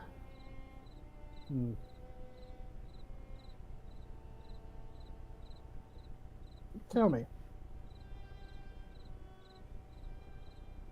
Do you come into my chamber in peace? As long as you have no designs on us, yes. We are entering your chamber or home or what have you. My hospitality is given, but please, do not test it. It will not be Wouldn't pleasant drink for of it. anyone. And she like motions for you to step closer if you want. Yeah. You see the Umber Hulks, these like large mandibles kind of gnash in tension, but she kind of gives a shushing little. She whispers something in a language that I don't think any of you would know, but they Umber Hulk kind of have their calm own down. language, but I remember. Yeah, but she would specifically be using deep speech. Oh, yeah, no. Yeah, no. Uh, The closest I got to is Remind me, primordial. is that the language of aberrations, or is that the language of the underworld? Underworld, Underdark. uh, It's kind of what I call undercommon. I do have deep speech. Oh, you do? Yeah. She's basically just like shush, it's okay. Yeah, that's right. Just like I calming them have- down. I have Aquan, deep speech, common, and Sylvan. You are a skill monkey. I have common, draconic, goblin, primordial, and infernal. Also, I kind of Y'all had to can be a talk. skill monkey because we didn't have any skill monkeys. and then an artificer joined. My God. I mean, Y'all you can kinda talk. do. Like, rogues are a Um, little bit of a skill monkey, but yeah. I'm wanna- a you can decent speak skill giant. monkey. It's 5e. It's hard to be a skill monkey. Yeah. Not really. Yeah. It's Like, I know That's I have easy. other languages, but me not charisma caster, me not talk good. Compared to previous games where instead of picking skills at predetermined times, you could just pick skills to put points in every level up, it is hard to be a skill monkey in 5e. In deep speech, Ryan will say to the Umber Hulks, "We mean no harm." They kind of snap. One of them snaps their mandibles in your direction, and they're short, little, kind of stubby and kind of wiggle in your direction, but they just kind of stand there at the ready, just keeping an eye out. That's fair. I will say as they snap their mandibles at Rayan, Quiet says tense for a moment, but otherwise doesn't move. Ryan put a hand, like, it's fine, it's fine. And so she looks at you and she goes, "So, this is the Shadewood Grotto. My name is Jasper Greenbottle, and I tend to the sprout planted by the Wintergreen clan ages ago." What? That was Urchin's last name. Yeah, that's Urchin's name. Oh, This is what she looks like. I fucking forgot Urchin's last name. And I have a Fantastic. Shadewood. I have a Shadewood pet thing. Yeah, Critter Keeper. You pull that out. It's one of Urchin's descendants. Kind of, Pupils probably. Greenbottle, the Greenbottle family is part of the Wintergreen clan. God, I wanna geek out about this, but Ryan doesn't know. That's so funny. And Bold of really you. It's like, funny. yes, it is bold of you to assume that Urdrin fucked. That's why I was unsure saying descendant. Yeah, remember, he did find his family that had survived. He reunited Yeah. It's with honestly them. bold to assume he taught anybody his ways. But, like, Urdrin was Still. too scary to have children. Also, if you look at Jasper's art, or the model, Shadewood amber earring. Mm-hmm. Ah, Rayan will like pulled out the critter keeper. Oh, shade one. I think that's what this is made of too. Oh, wow. I did not mean to make her sound like Owen Wilson there. Just, oh my, may I see Wow. that? Yeah. Wow. She takes it and she goes, I haven't seen the like of these in, well, forever. I haven't found anything to put in it yet, but I was hoping to find a baby face spider in a nest we ran into earlier, but I walked right into their web again. They can, face spiderlings can be temperamental and somewhat of a challenge to keep around. It's kind of hard to keep track of a child that can just go into the ethereal at will and wander off when it decides it doesn't want to hang around. We did help an Etacap raise some though. Like I said, difficult but not impossible. I have heard it done. Yeah. And it's not a surprise I don't know Kaplan. But you say you're looking for. My name is Rayan. Yes, hello, Rayan. And she looks at the rest of you. Voron. Lauren. Rest of you introduce yourselves. At your service. Yep. Pleasure. I am Courage May Blossom in Quiet Hearts. Welcome to my grove. And she looks to you, Ryoko.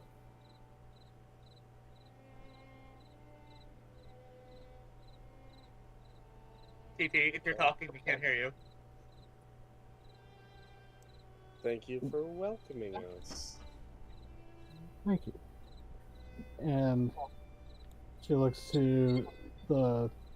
She kind of like looks to Ioane, but she does kind of like give a double take to you, Ryoko. But first she looks to Ioane. She goes, "And your name, sir?" Looking up at this towering man, and she's like in this tiny little wheelchair. Well, just to make things clear, you're not like a fairy, right? No.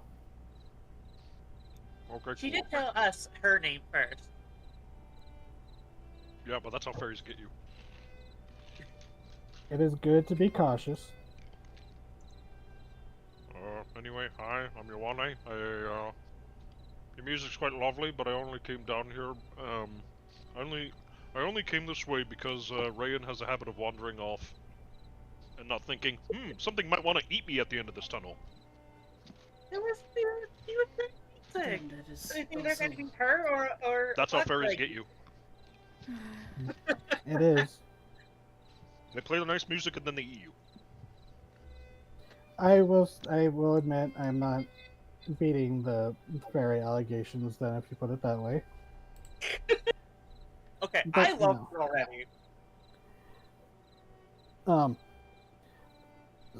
She goes, so if you're just passing through, if you leave and depart in peace, feel free. These tunnels around here, they should be safe for you from the denizens.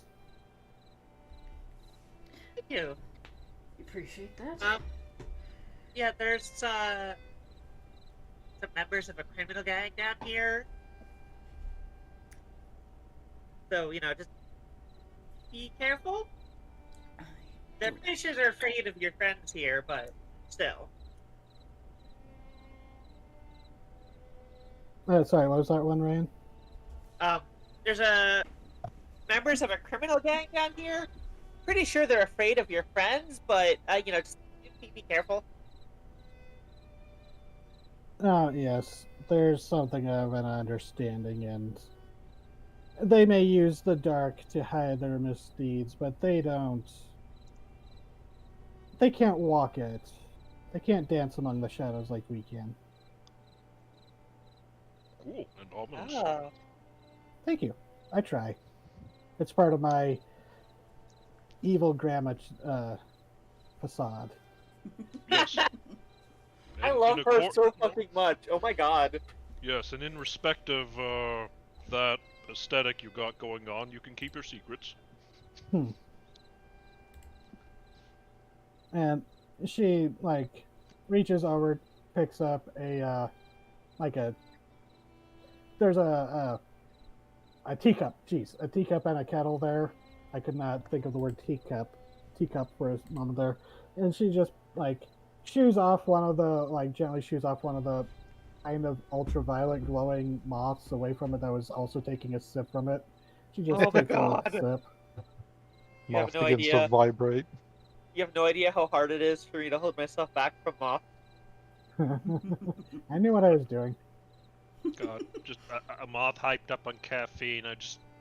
The poor thing drinks too much tea and then explodes like a poorly animated like JPEG. I'm just imagining it begins vibrating, then just slowly fades out of existence. Yeah. It's accompanied by a sound bite from Death Grips. Oh shit, I'm feeling it! I left some of my tea out for the butterflies. You would have seen some shit. Just reminded of the oblongs where it's like, oh, I made an energy drink.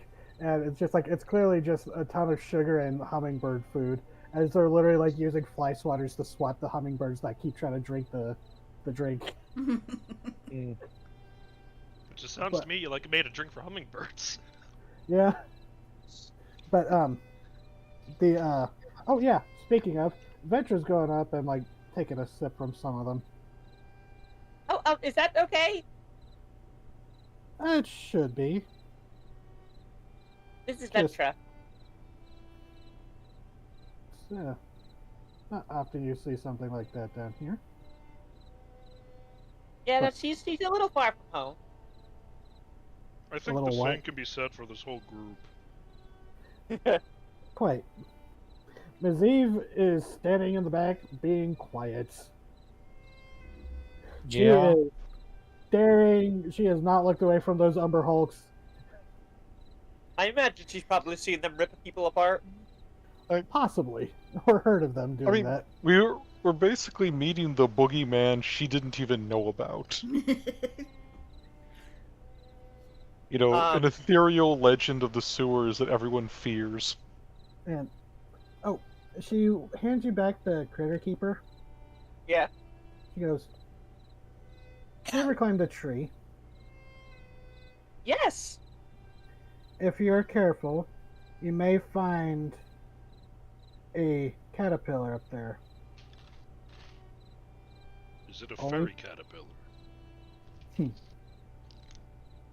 Actually, on that notice, they will tilt their head at the moth because, what are these creatures? I do not recognize them.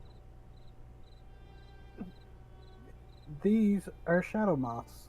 Well, they have many names, but that is what it translates to, basically, in common. They are attracted to the shadewood. They are not native to this level of reality. Rayan will. Give me an acrobatics or athletics check. Oh no. Right? Not native to this realm of reality. Give it 10 years, there'll be an infestation of these inside Greater Rayan. Listen. Shut up. Listen, shut up. Am I didn't say she'd be sad about it. I know. I know. I said shut up because I know what I'm about. And so, I when will. you I scramble will up, make. I will make moth gut flora for Regax. Yeah. what you rolling? Oh boy. Acrobatics. Can.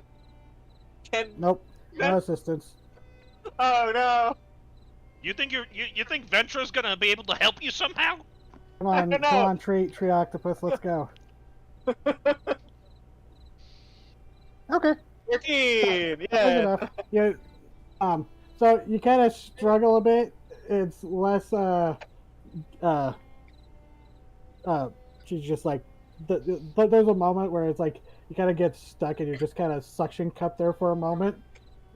And she's just like, maybe I should have, oh, nope, she's got it. As you start, start climbing again. And you start going and looking for, one of the caterpillars she said would be up there. So while you're Yes. doing that, um, Venture's probably up there helping you look too. But she looks to you, Ryoko. She goes, Yes. "I'm sorry, you have the shadow upon you. It's No idea what that means. Well, it kind of. I thought at first it was like a Void Mother tree. no, the Void Mother. She tends gardens. She doesn't grow the trees herself." Gardens, not orchards. But this would be one of the few people you've heard, like, casually mention knowing about the Void Mother. Outside of the moon scale. Mm-hmm. And it might be the first time you, Warren and Taggart have heard that phrase, or that name. Oh yeah. Pardon me, Void Mother? Yeah, it's like this. I think they said it's like this outer deity. There's debate about if deity's appropriate. Yeah, somebody I know is kind of really anal about that. Yes. But a Venture goes over and pecks you on the head. a mostly benevolent entity of the outer realms. At least in my experience, but I've done my best to be on her good side. So I have a shadow about me, you said? Yes. Have you happened to, perhaps when dreaming or waking in the dark before the dawn, do you hear insects, crickets? Do you see things moving in the shadows when there shouldn't be? Do the shadows sing to you? And Ryoko, you would know that till recently you did have that curse because of the Ring of Shadow Sight. Which I you still did? wear, but the curse has been removed from it. Remember, Cinder helped remove that, Yeah. and it was. I know it's been a while since we had another dream, but there was occasionally just almost like a dream stuck in the harvester after the main dreams had, where it was crickets and chirping night insects. Whoa. How interesting. What the hell is that? I don't know. Something about crickets and chirping night Hello? insects. Yes, Hello? everything is back to normal. Hey, Okay, yeah, I don't know where it Yo- ended because my headphone jack, if it sometimes goes in the wrong angle, it stops connecting. There's the explanation. I had wondered who that was. I was wondering if it might have been me or someone else. But please resume. Where did I leave off before I got interrupted by Purging myself? the curse. Oh, Dreams. yeah, there would occasionally be like a dream stuck in the dream harvester after the main one had been viewed, where it's just like the sound of crickets and night insects chirping. And it happened a couple of times, and the source was Ryoko, because she's the one who stuck on the ring from the god statue you found in the Ankeg hive. Oh, yeah. I had a cursed ring. We got rid of it. The still curse, have- not the ring. Oh. Yeah, I see. Sure? Yeah, you still have it equipped, I think, because it's a very useful item for Yep. Rogue. She goes, "Oh, yes. Hadn't seen one of these myself, but I've heard of these. You say the curse has been removed? That's good. Pretty much. Then it is a gift. The shadows, if you can listen, they sing. There are things in the shadows that creep and crawl and hunt. But there's beauty in it too. She kind of glances up at the tree where Rayan is, clambering about Awkwardly. like a Yeah, squid yeah. monkey. Like, he's a tree Um, octopus. Yeah. But she goes,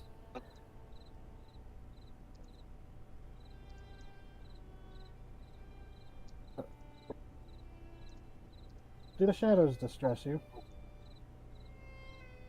Again, I haven't really heard much from the shadows recently, so Is- no.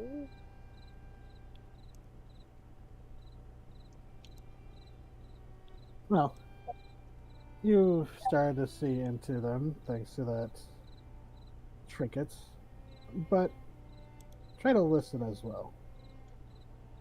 There may be guidance there that you may find useful. Alright. I'm sorry I'm so bad at this. You're fine, you're fine. You're fine. You have to Ryoko's remember, Ryoko is a cold, blunt asshole. Ryoko is immune to sentimentality. And we should kill her with sticks. It's what you want. So, How dare you Oh. say that about my darling angel? It took me so long to get Because it's emotion out of it. correct. I said she's a cold, blunt asshole as a compliment. and she would go, "So, well, that's just my creepy grandmotherly advice. But here, I know this will sometimes get a better reaction out of people." As she turns, wheels a bit to the crate that you see are full of. They're all green bottles, but none of them are like, no two are alike. As she starts pulling out different bottles, and there is, the liquid sloshing, and she wheels over and like hands over like two different size bottles. She goes, "Here, green bottle wine, homemade."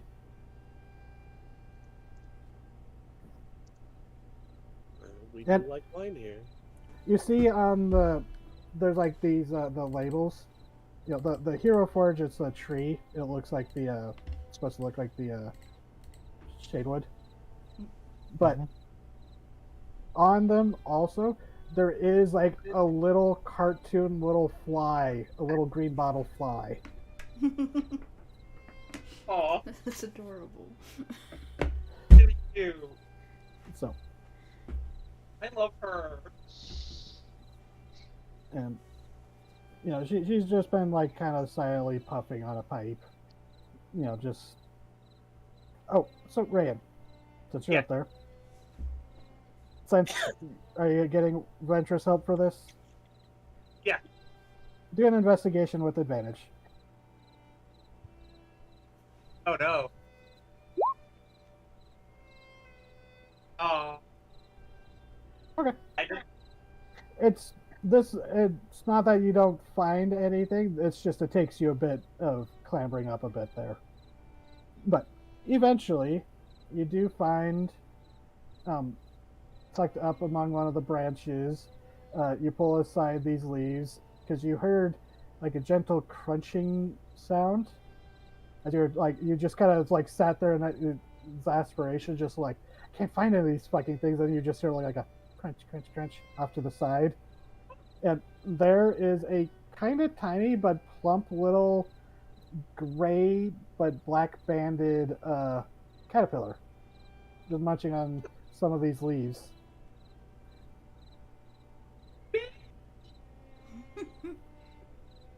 What was that? You sounded like you made a Mario video game sound effect. Baby! Just You got a high sounded like the pitched coin squeal. get sound. I like fox, okay? Oh no, your favorite creature. Yeah, my So, fucking favorite creature. do you go to scoop it up into the critter keeper? Yeah, I'm gonna use Mage Hand, just so it's not like afraid of watching. That the Mage Hand is visible. Whatever. Mage Hand to very gently scoop it up. Okay. And when you when there's like pressure put on it, like the mage hand's fingers trying to grip it. Are you gripping it directly? Yeah. Okay, you scoop it up gently, and that's still enough for it. Have you seen those videos of the caterpillars that Caterpie is based off of when they stick out their horns suddenly?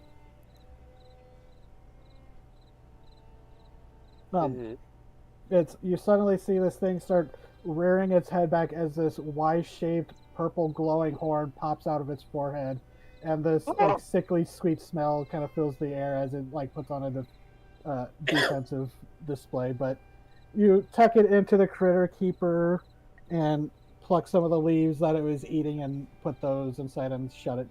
Click it shut. But when you put it in there, before you clicked it shut, you put some of the leaves in there. It's still like posturing angrily, but you put some of the leaves in, and it goes back to eating the leaf that it was midway through when you scooped it up. Like, food. Well, that is a caterpillar. They're not terribly intelligent. They're precious and fucking perfect. They are eating machines that are somewhat Yes. sentient. Slimy and satisfying. No! So Just like Jesus. you have secured a shade moth caterpillar. Oh my god! So I will admit I had the tree encounter before I remembered you had that critter keeper. I was like, oh, this will be perfect then. She was just talking about wanting to put something in there. I love So eventually I gotta get like one of Ray's summons has to be just like a giant fucking moth. Maybe you after these become introduced to the greater Rayan biodiversity, you'll have big fucked up moths you can summon.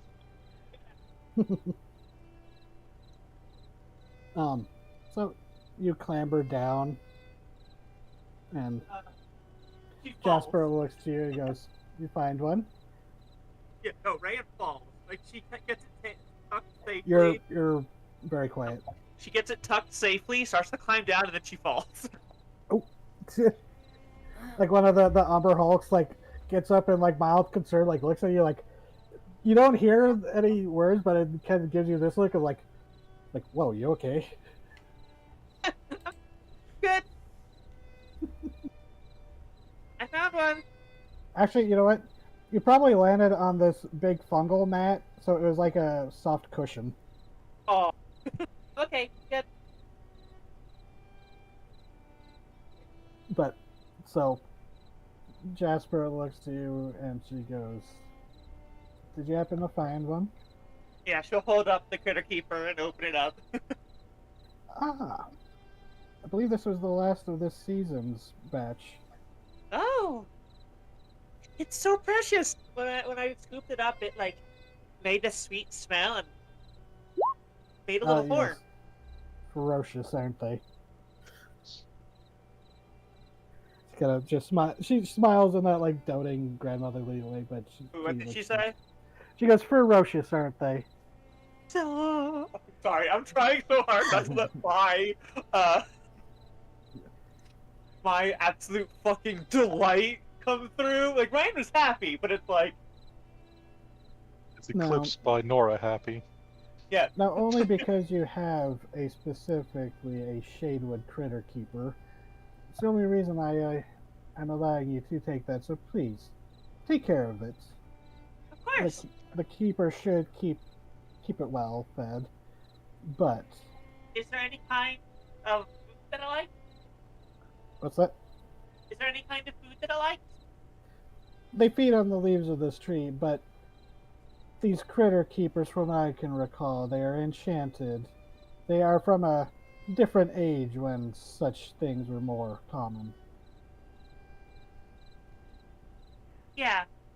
I Which- I was She goes, "I've even heard old stories that before the deluge, they would even some people would go out, adventurers would go and keep multiples of them, capture entire, larger creatures than just critters within them, use them for combat and such."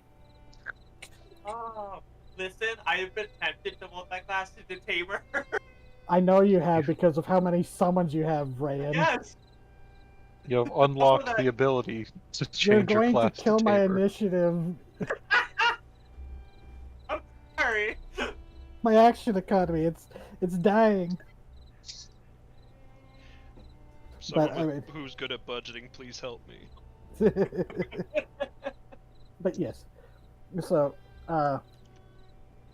you now have a little caterpillar pet. Yeah. Hmm. But You squeaky baby. and then while you're gushing over that, Jasper looks through us and she goes,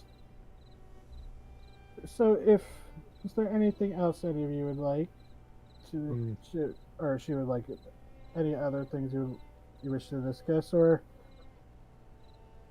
it may be time to depart considering you are pursued, yes?" Miss And Jasper. Ms. Z's is like, yes, please. Okay. Was that credit? It's like, Miss Jasper, is there a way to acquire some shadewood without harming this or any other tree?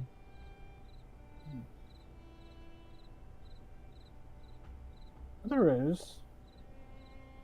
And it's just Would she be One- willing to trade me some? oh, perhaps. The shadewood trees were something of an endangered thing once. They are. She kind of lowers her voice, glancing over at the Pearl Oath member who's like nervously standing over by the door, lowering her voice so that she can't hear. Goes, shadewood trees were very valued for the materials. Their lumber is quite rich with magical potential, as well as their sap and amber. I understand. And she kind of gives a little, like a small little trilling whistle, and wheels around towards the Umber Hulk. And she gives a nod, points to the tree, and you see this Umber Hulk. It's weird seeing a beetle with a primate body plan as it starts clambering up in a very ape-like fashion to a branch that she had pointed out, and wiggles it. Looks to her, she shakes her head, points to another one, goes over it, gives it a wiggle. There's a crack, and she nods, and this one it peels off. Okay. And it's pulls it down, and it's not super long. It's maybe 3 feet long.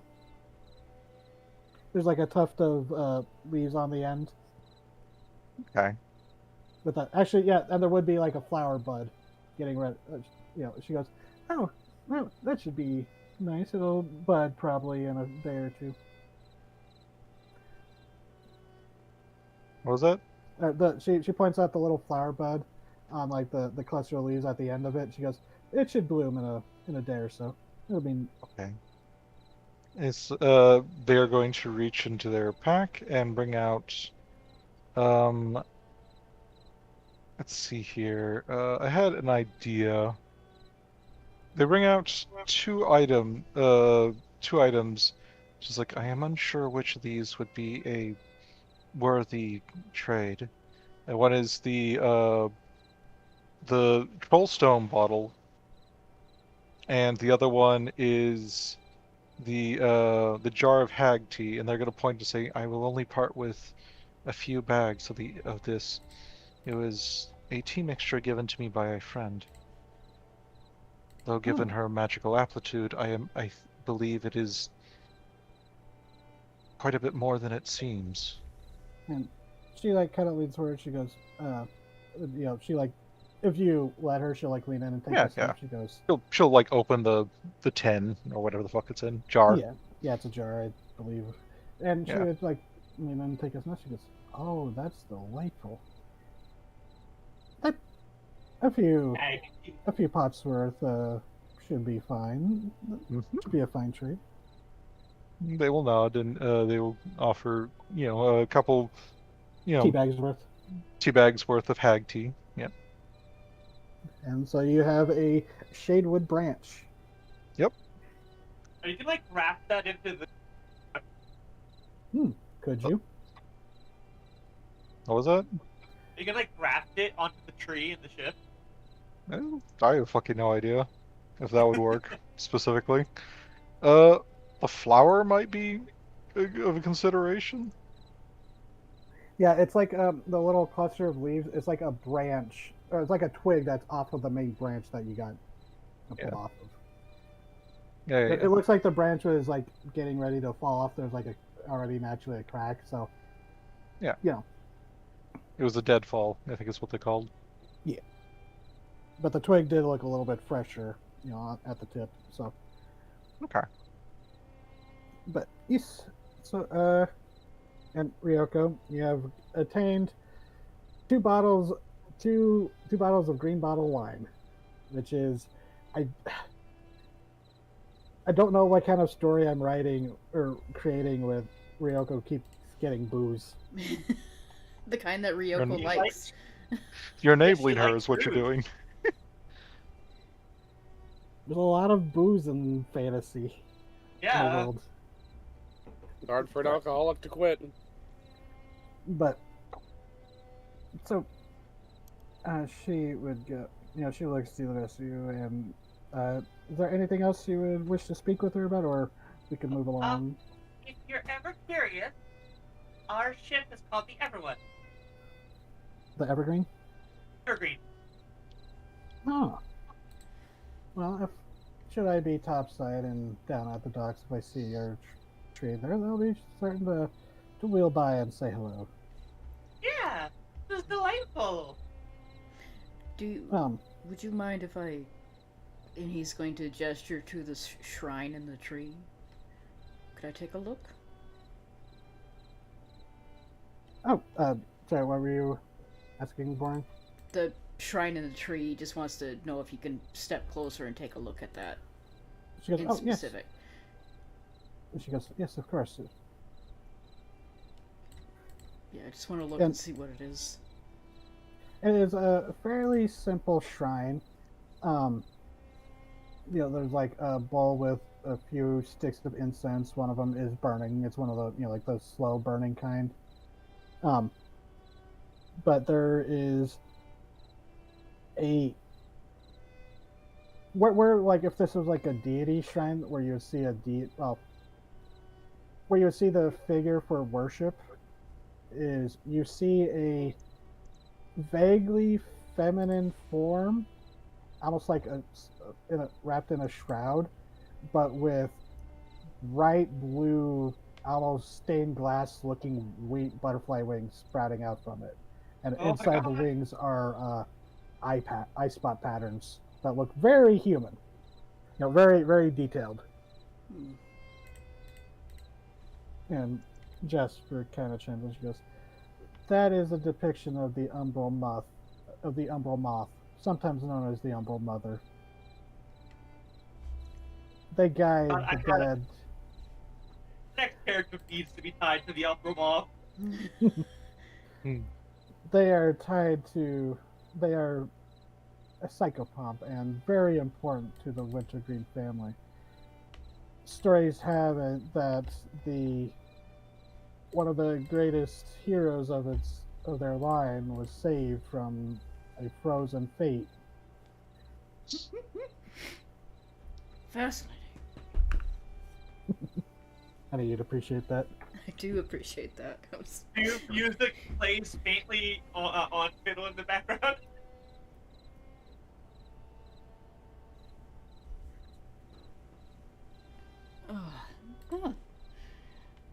Can't say I've heard of them before, but very lovely. Lovely tree.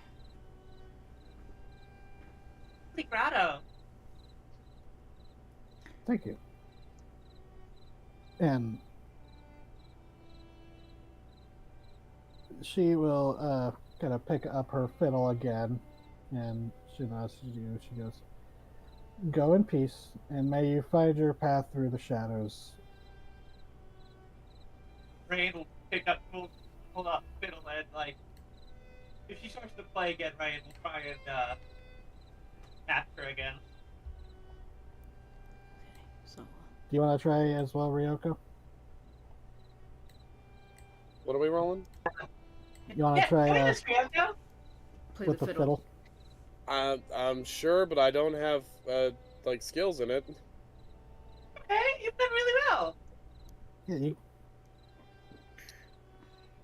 You were saying? well, I was gonna say you had advantage because you were being coached by Alright. coached. So that's a 21. Excuse me. Here we go. Like, you go to start, Ryan's like, wait, remember? And just like, correct your, And yeah, Jasper That's also right. gives a few pointers as well. And yeah, there's a little. I know it's a duet. What's a trio? Is it just trio? It's a trio. It's trio, yes. And so, yeah, you start picking it up and sing this little song, "The Lament of Shadow." Lament of Shadow! Oh my god! So yeah, you've learned that song. So, but can proceed from here if you wish to depart. Naziz, when you start gathering up, she's just like, "Oh, thank the Reef Mother, let's go." It's just like, as we're leaving, Ryan will like look to the upper hulk and just say, you know, thank you for your hospitality. Wiggles their antennas in your direction. He like does like a more gentle snap of the mandibles, less of a like a warning of more just like maybe their equivalent of like a nod. Yeah. I loved this. This was great. So A big as you stupid smile on my face. so Jasper, as you depart, she goes, "Oh yes, do tell my friend Eleanor I said hello." She gives a wave as you depart. Mm, Wait, unsurprised. Eleanor. Eleanor Wilde. Oh shit. Yeah, that's Gans. Of course they know each other. Yeah. So Don't you Yeah. know? All old women know each other. All old people there's know each actually a other. reason. They're part of So a you council. might have just introduced her to Old Geisha too, so. Oh yeah, they So, as you head into the, I should have had it fade out, whatever. But you head into the tunnels once more. Mazie's like, "Oh, thank God, let's go." You know, the music fading into the distance and the chirping fading as you seem to leave the realm of the Shadewood as you depart and you get to meet Jasper Greenbottle. That was so great. So, Hmm. full confession, Eleanor Wilde and Jasper Greenbottle were both player characters from my original Meldrick game. Oh shit. Oh, fuck yeah. Jasper was a Good! shadow sorcerer bard. Kick ass. We meet. Oh, that's awesome! Yeah, I Yeah, love stuff like this. yeah. Oh, that's so fucking cool. Also, I realized suddenly, very suddenly, when we walked in here, it's like, oh, that's why she was asking me about Erdrin earlier. Yeah. I was like, yeah, what's Urchin's last name? I completely forgot. For no reason. For no reason. We just like talking about the tiny murder man. Don't worry You about it. do though. I do, Okay, though. like, Yeah. great. You don't understand. He was Tiger, terrifying. like, Erdrin, this little mint farming halfling, was the deadliest thing on that island. of course Besides it the was that Draco Lich. halfling in the hands of Scatha. Hey, Yeah. you don't know. If he had his haste on and everything, he might have been able to kill that fucking Dracolich.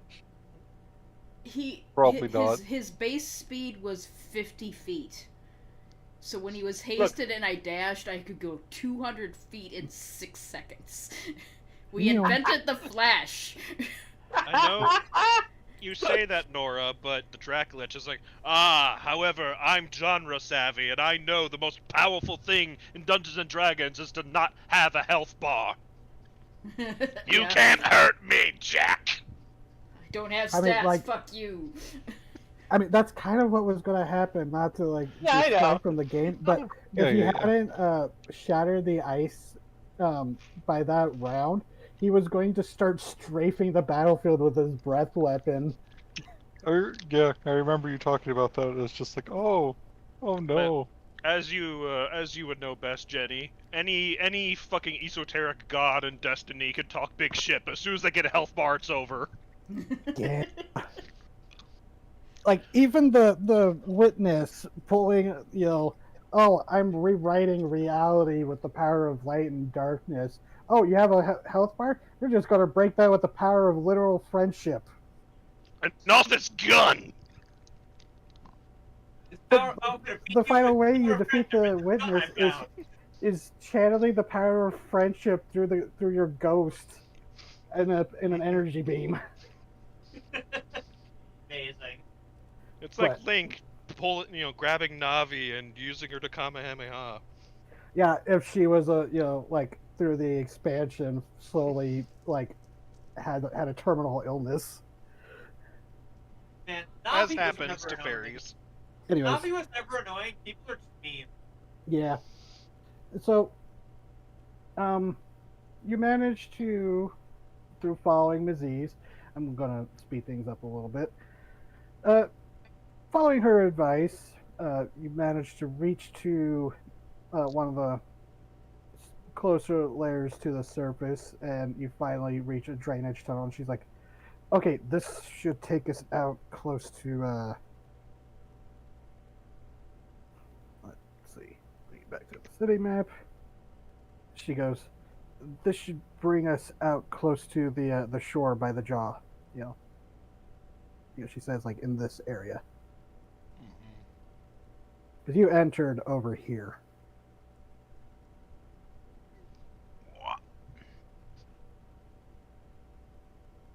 Cool. And by this point, it'd be maybe like half an hour from dawn. The sky's starting to turn that blue in the east. Is the sun rising? Yes. It's not not opening. closing. Good. I needed to ask because sometimes I forget.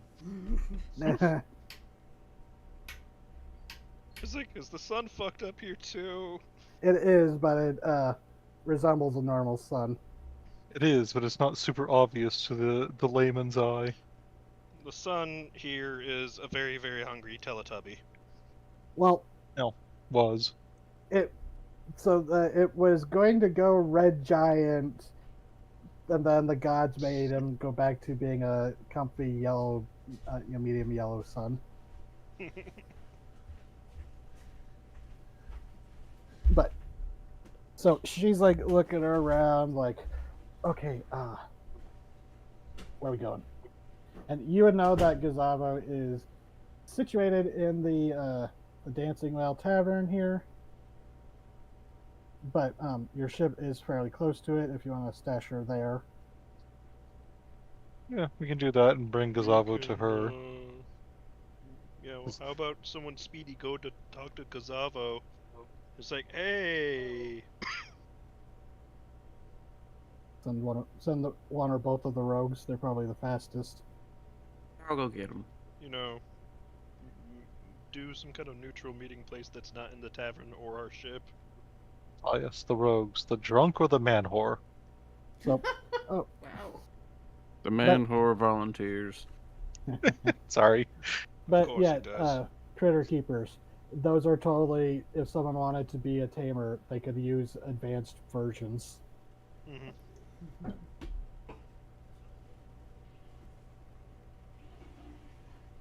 They're like. The way I picture it, they're kind of like the Mighty Max or Polly Pocket things where you open it up, like clamshells. We open it up and inside is the critter. I had one that was like a Godzilla head. Oh, nice. So, Bianca, did you want to go with Taggart, or Taggart you going solo? I'm good either way. Okay. So, I'll say that the rest of you, since a couple of them have BRB'd, uh, you go zipping off. Nothing, early morning, very quiet in the town. Uh, Even though, by the docks, there's, people are already getting to work this early. You see early morning fishermen start going towards their boats, getting ready for a day of fishing. Because, some of the best fishing is to be done at dawn. Oh, absolutely. But, you know, so it's that like kind of quiet busyness that a city gets right before dawn, where people are awake, but most people are still asleep. Yeah, when the city is going, okay, I'm getting up. Yep. And when you go into Yes. the tavern, there are quite a few people who look like they're like. There's a few people who look like they probably should be shuffled off to a room before the morning rush comes in and wakes them up. The mistake that Still is hair at nursing the a dog. hangover from the recent party. Yep. Yeah, And it's the mistake. You drink more to get rid of the hangover. you don't see Gazava, but you would know how to go. You know he's staying in one of the rooms up above. Yep, I would just go through and just kind of be like, alright, how you doing? I'd be going through checking the rooms, just like seeing if I can recognize anything that looks like Gustavo's room that would be his, or if there's a front desk person I could ask, I'd probably go talk to them about it. Yeah. So because you were seeing with them earlier, the bartender, he's probably see you there multiple times. Like, Gazava is like, oh yeah, and he gives you the number, and you can go up and find his room, no problem. Yep. I just go up there, kind of politely knock on the door. Just a minute. Okay.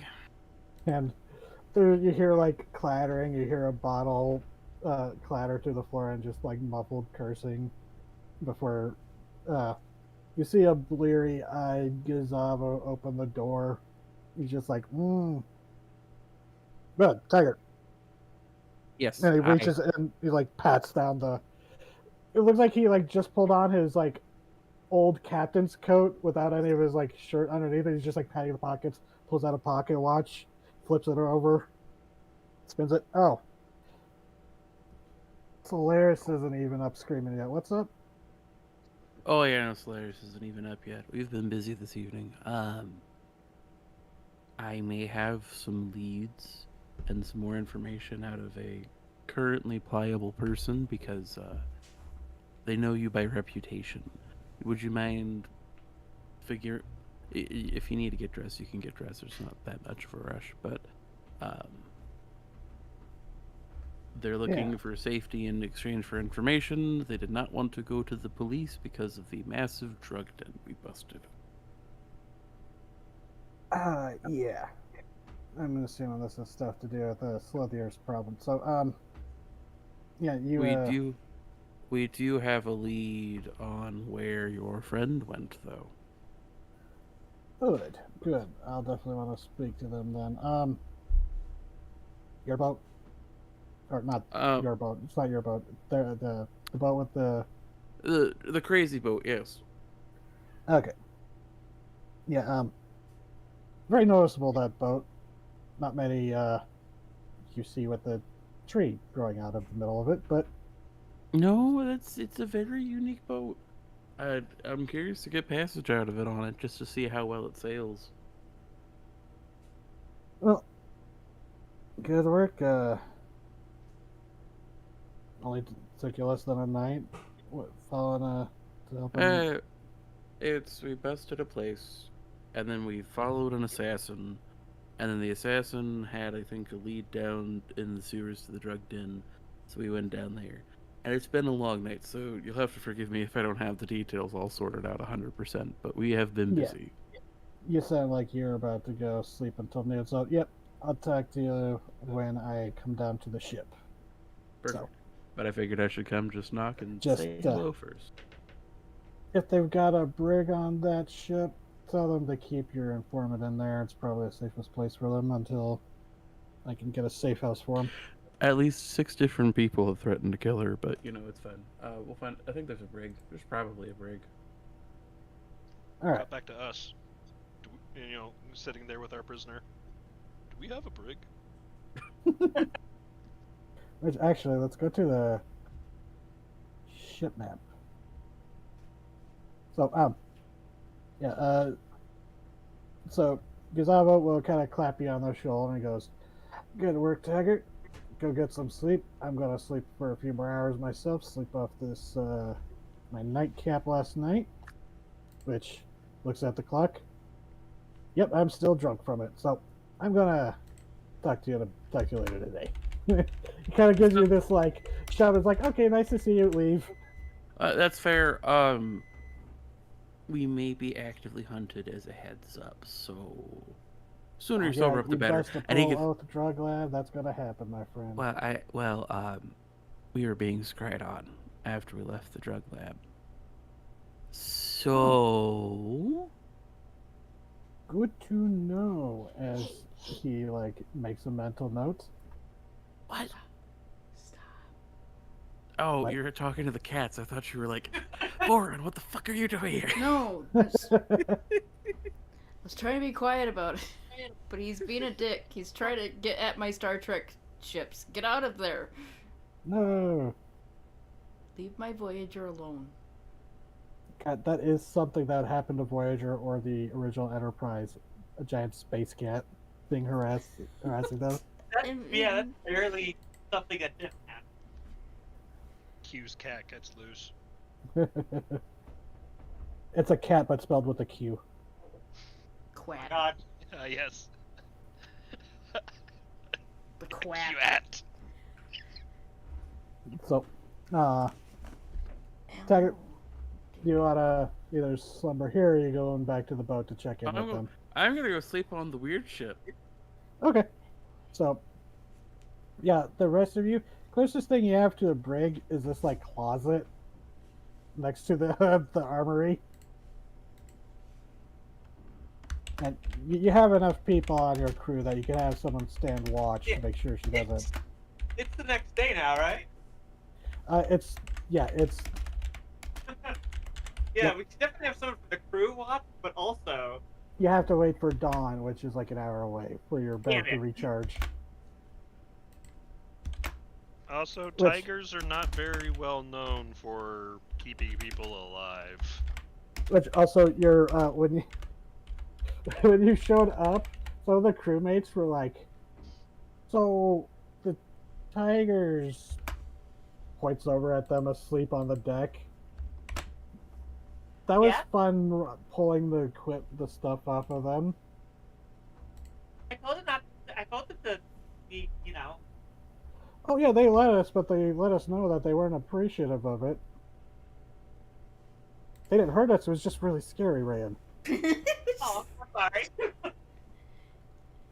It's really scary. What the fuck? Why would you do this? So, how much longer do we have? Another hour or so? About an hour, yeah. An hour, yeah. So, you wanna just do, all of you go to sleep, long rest, then once Taggart shows back up to inform you all. Yeah. Okay. Because you have been up for a while, and then so morning or in the afternoon you would have Gazaba coming by to talk to you, and you also have the Slithier's equipment to go bring back to her. If she said she would reward you with some, she would pay you for that. Yeah. Yes. Oh yeah, before we leave, I need to pass out all of the plushies Oh yeah. in the morning. Okay, so we'll say that morning comes. There wasn't really a well. dream caught in the dream harvester. Actually, no, there would be. There would be one of those gray little moats where you stop the thing, and much more loud this time. You hear the crickets and the buzzing of night insects, but also in there you hear that song that the two of you had learned to play. But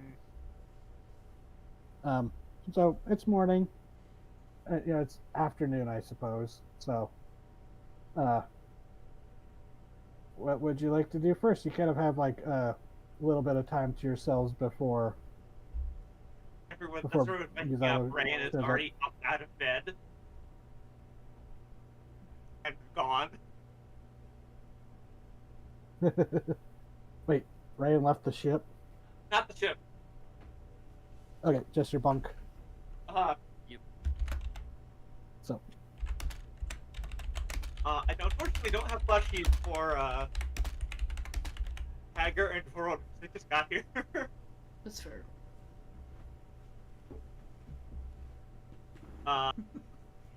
Technically mine, but we'll come to that. Who's the first other person up? who would be the one of the first people up? Quiet Hearts. Ioane. You won't trick me. Let's say Ryoko? Quiet Hearts.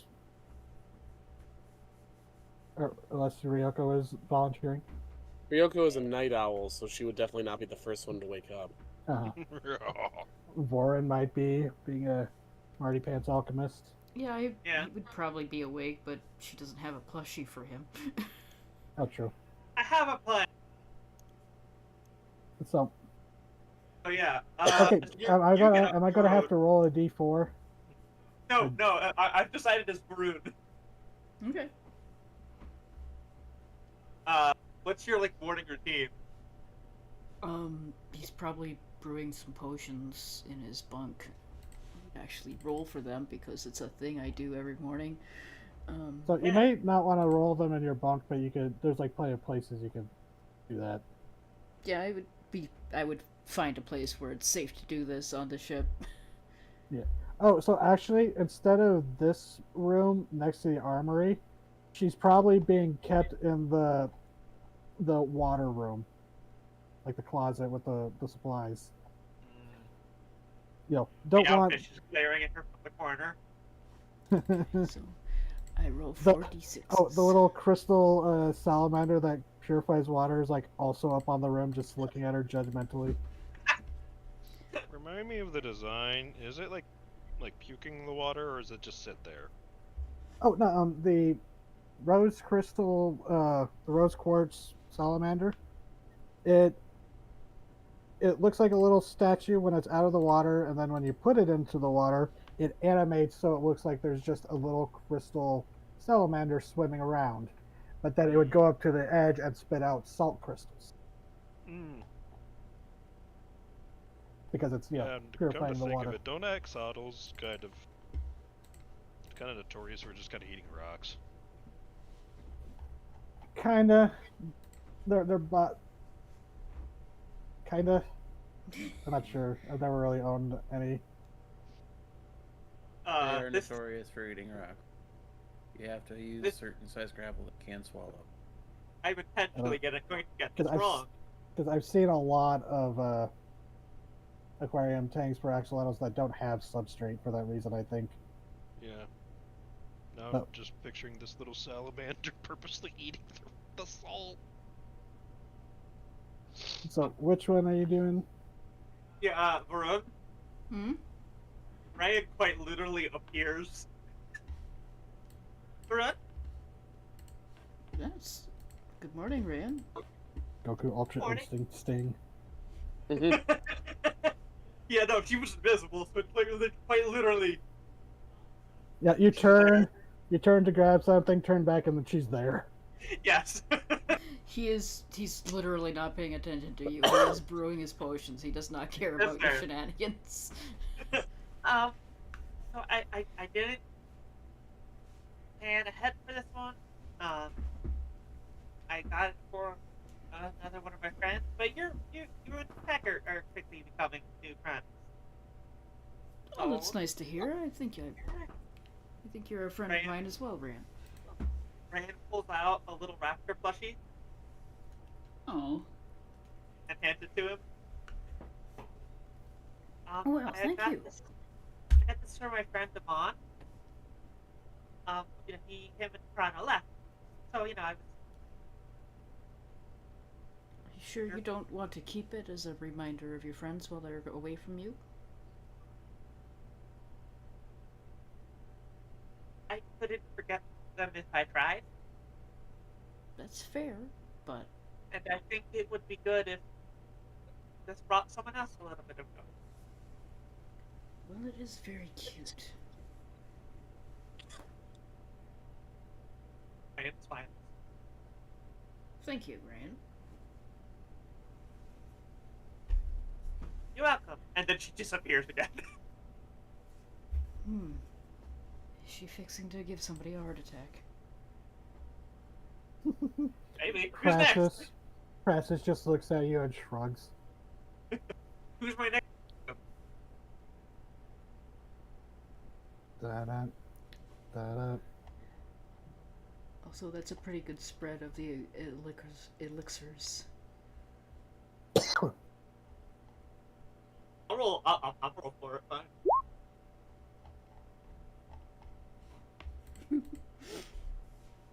So that would be Ioana, the Ioana. captain. Yeah. But during Well- your morning routine, Ioana, You might have been getting up and are talking to the first mate. Actually, yeah, that would be a good thing to do, real quick. Ioana. Previously, the previous day, that came out weird. Both Vothel and Tema, your kind of unofficial first mate, but also the ship's cook. They had both approached you If previously. you can't trust the chef, you can't trust no one on your ship. Yeah, they had previously approached saying that if you're looking to track down the Pearl Oath, they might be able to by looking into people who want narcotic help, because Tema was part of a smuggler ship, so she would know who to ask, and Bothel, former pirate. So they were thinking of going and asking, like, inquiring, just like not seriously, but just to like shake trees, see if there was like, maybe a lead they could track down. Well, Tema, she goes, so no luck on the Oath. They're apparently, from what I hear, they only trade with archipelago source crops. They don't like the competition. It's one of the reasons they clash, apparently. But did manage to meet someone that could be useful for us in the long term. A fence, if we're ever looking to offload any goods that might be a little harder on the forward-facing markets. I told you we should have taken the drugs. What was that, Nora? But that means selling the evil drugs that make you turbo addicted. Not those ones. Those are the only drugs. like stuff that was technically not like. We're not dealing with normal drug dealers here, Rayan. We're dealing with evil drug dealers. Dealing with the average drug dealer here. We're dealing with the guys they warn about us in Dare. Jesus fucking We're dealing with that smoke monster from Cartoon All-Stars to the Rescue. The one voiced by George C. Scott. God. Yeah, We're dealing with Hexus kinds of smoke here. The crates of beer, crates of tobacco. Yeah. Those things. I think you might have stashed some of the stuff, but not all of it would have fit in your bag of holding, or. Yeah. But While they're talking, you know the in Super Mario 64 when you stand in one of those teleportation spots, you kind of fade away, then fade back in. It's like I'm imagining a Pepper's ghost effect from like plays and stuff. Yeah, Rain just appears. Got it. Do people know what I mean by Pepper's ghost? Yeah, I know what Pepper's Ghost is. I do not know off the top of my head now.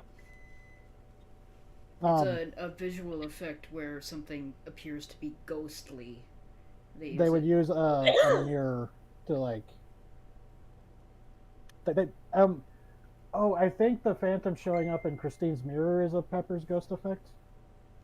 I think, or I might be completely wrong. No, I think so. But anyways, Yeah, you want it?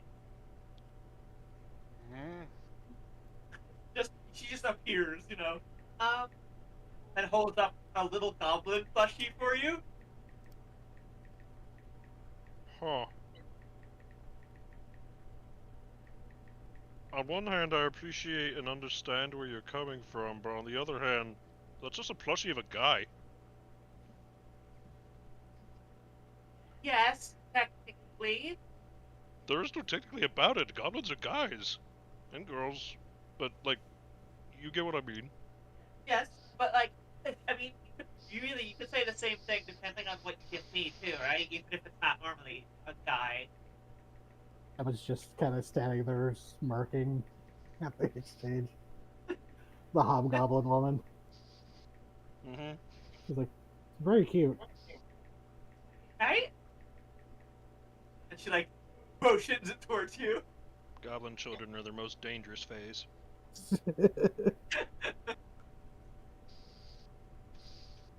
It's when they're all ears and all they can think of is mischief. I've been watching lots of Mandalorian, so just like, yeah, that's a fucking baby goblin, alright. It goes around eating frogs. Yep. Yeah. And if it was Kroger given is the a- chance, it would eat human babies as well. Oh, absolutely. No, when we got to the episode where it's just eating the unborn frog, fucking children, it's like, So they weren't Grogu's a fertilized yet. monster. Those were just the eggs, so I'm giving them a little bit of leeway there. Like, yeah, there is that, but on the other hand, I think it's really funny that it's like, look at this marketable little child gobbler. If you let Baby Yoda into a nursery, he would come out with a full belly. Oh, God. So, Okay, Terrare. God. Anyways, So, you want it? The name that you got for the fence? yeah. Kinko.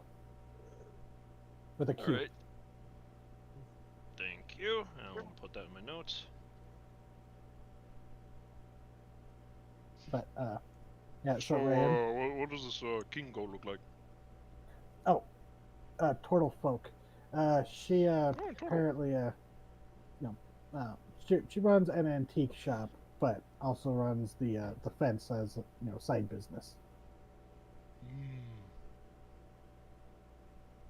Okay. Good to know. So- I suppose I should address this thing. Yeah, but- Yes. Hello, Rand. Thank you. You're welcome. So- You take it. He awkwardly takes the little goblin figure and he just thinks about all of his goblin co-workers.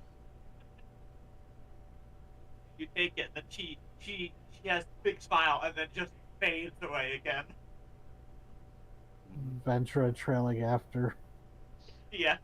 Ventura fucking ruining the illusion. Yeah, Oh, it's did I fade into another dimension? It's like, no, the hummingbird's right there. it's like It's following in World of Warcraft there was a glitch for a while there when rogues would stealth, their little pets wouldn't. So occasionally you would just see a little unoccupied pet wandering around. It's like, I know there's a rogue sneaking there. You can't fool me. But so who's next? Picked up next. Craters. Craters. The person you should be bothering. Raven. Raven. Oh, I was muted. God damn it. Oh no. Hi. Hey. Hi. Hi. You're next. What would you be messing with the branch? Like after when you At the wake up? moment, no. Okay. They have that stashed away. Okay. So, Well. how does Ryan find you? It's probably waking up, very like doing their quick thing of where they get changed underneath the blankets into their armor before stepping out. You step out to a Rayan.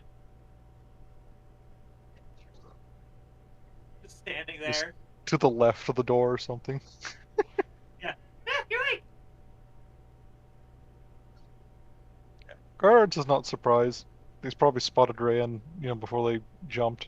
Yeah, I mean, this is normal for her, so you really shouldn't be. Hello. Good morning, Ryan. He holds up a fairy. Oh. Doll. Basically life size. Yes. Yeah, it's Yeah, it's like a little plush doll where think like Krista type dress from Ferngully with dragonfly type Oh. wings. gotcha. Looks They definitely more take it human very than the gingerly actual and look pixie at it. you've There encountered. is, yeah. You look confused for a second, and just like, what is this? It's a bunny. Just kind of blink at that. I am told that you hold them and hug them for comfort.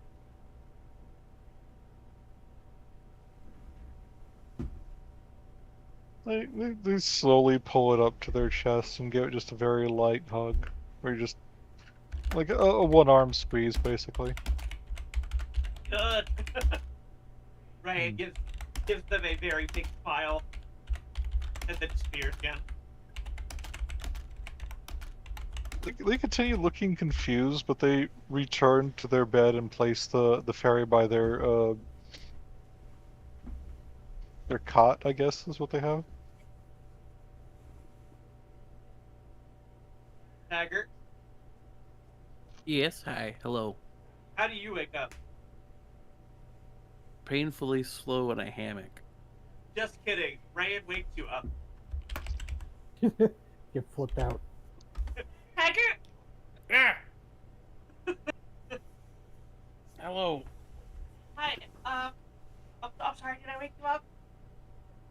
Yes. Sorry. What's that? Got this for one, but, you know, she went off on a mission for her god, and, well, you and Varun are new friends. I want to show you two friendship as well. So, she pulls out the little, albatross plushie. Well, no, what was Piranha specifically? Kingfisher. Kingfisher. She pulls out a little Kingfisher plushie. Oh. Thank you. The most ridiculous looking bird in the world. Do you like that? Wonderful. I intentionally- love him. Are you Like glad that I 40% intentionally head referred to you and two? beak. Van gives a smile. You know, I figure that they should be giving more people joy, even if the original intended recipients aren't here. God, this You are- really was Corrado.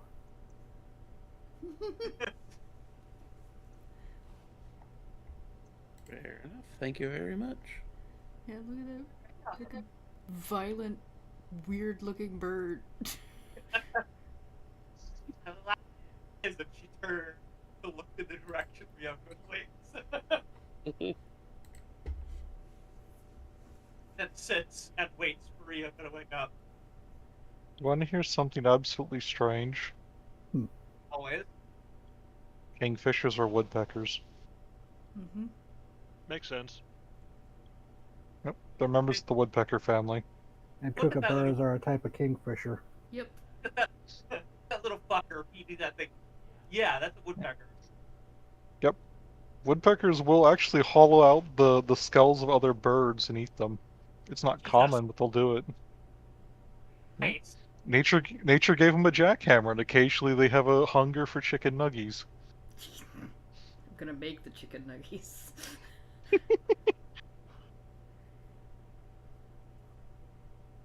Chicken nuggets. Chicken nuggets. Yeah, I when do you I wake just up? the other day I remembered I used the chicken nuggets analogy when Ryan was feeling bad about the soul coins. The chicken's already in the nugget, Ryan. Oh, Yes, and that's why we should encourage Karlak's drug addiction. Can't believe that's a fucking mechanic in Baldur's Gate. Never done it. It's the one Yeah, and only same. request I've never done for my wife. Speaking of guys, Ryoko. Speaking of tieflings kicking addictions, Ryoko wakes up late-ish. Oh dear. Rain is sitting there. Hey, You're. You're awake. did you expect me not to? No, you just, you wake up later than everyone else. Yep, I do. I was, I've been going around, passing them around. So you're the last one to give to.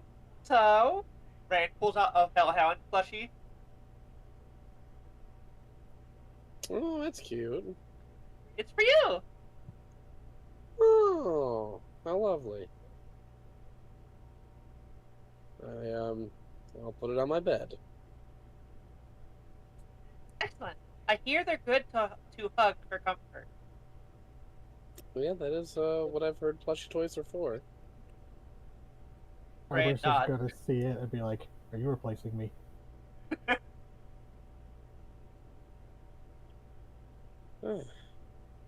Well, Did you sleep okay? we gotta figure out who to sell this booze to. Wait, what? Why are you selling the booze? I thought you liked booze.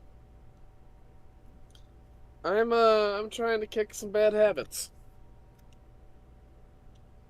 Oh, you're trying to stop? Yep. Oh, She lost her favorite Okay. drinking buddy. aw. Why you gotta make it sad? DM's obligation. Yeah. Yeah. It's like, why you have to twist a knife? Why'd you give me the knife? Touche. Well, I'll do my best to help. Like, that's literally what I was thinking, Raven, when Nara was explaining Key to me, and she's like, I think she has a brother. Like, okay, there's a knife. It's a knife. I can wield this knife at you. Don't give me a knife, and I won't stab you with it. I'm sorry, Nora. I know. No. We're... Oh, I'm just.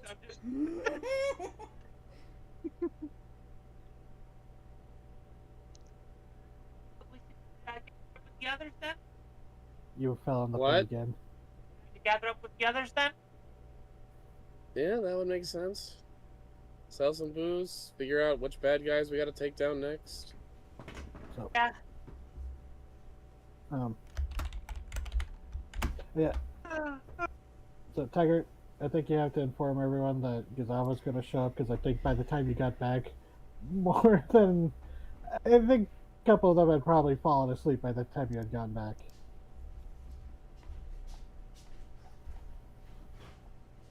So, Tiger. Yep, it's in the morning. Taggart stumbles out. It's like, his Alpha will be here in a bit. He was more drunk than I was, Huh. and I envied him, so I came back to your boat.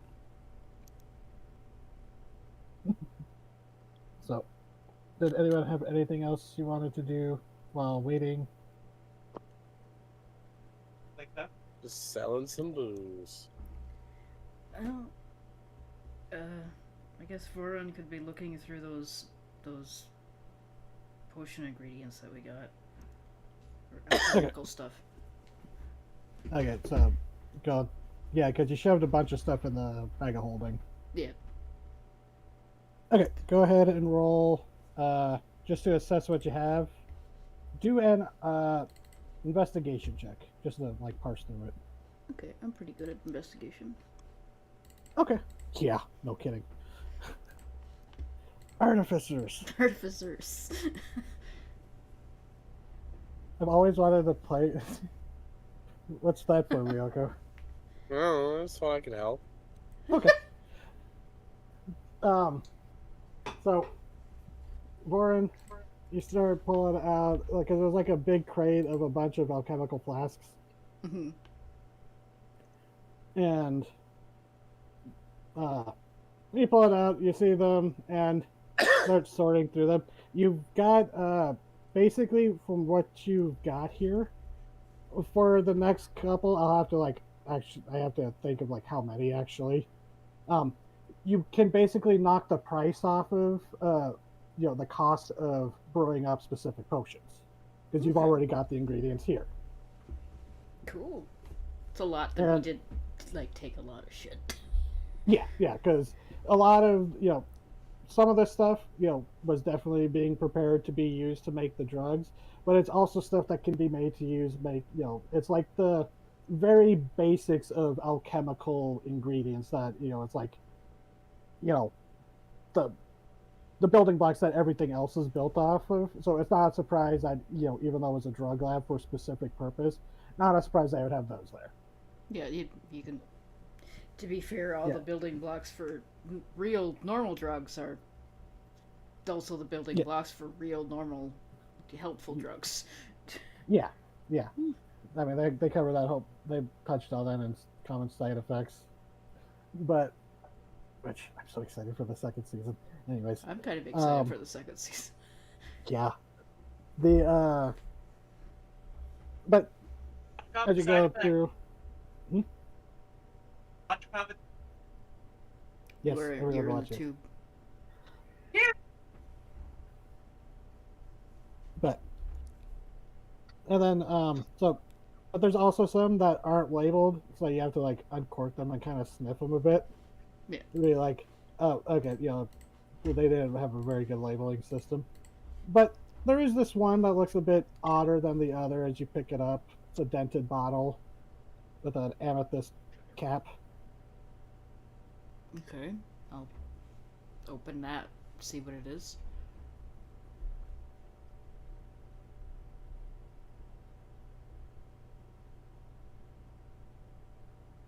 As where are you doing this, and where is everyone else? Ugh, let me. Really?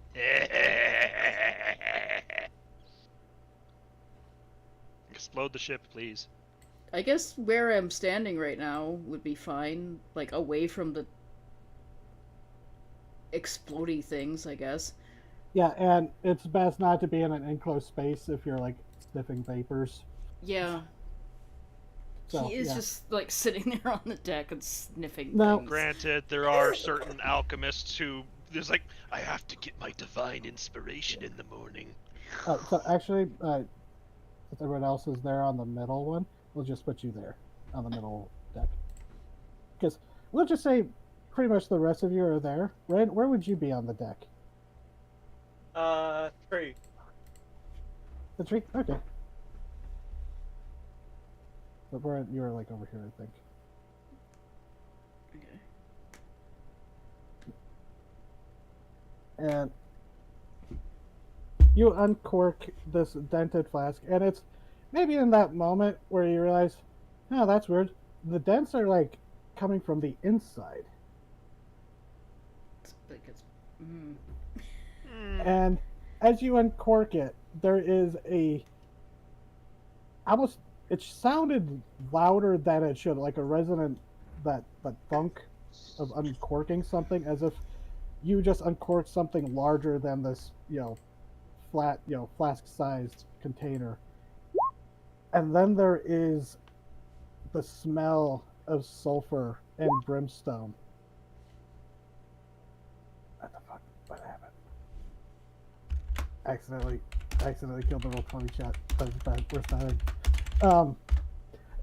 As you look down at this metal flask, this dull iron flask in your hand, as billowing out of it, a massive plume of smoke begins pouring out, and the rest of you turn and look as you see in the hand of Vorin, with the bag of holding next to him, the iron flask that Rayan had broken the seal of in Vorin's hand, as the smoke begins to congeal into a kneeling humanoid form.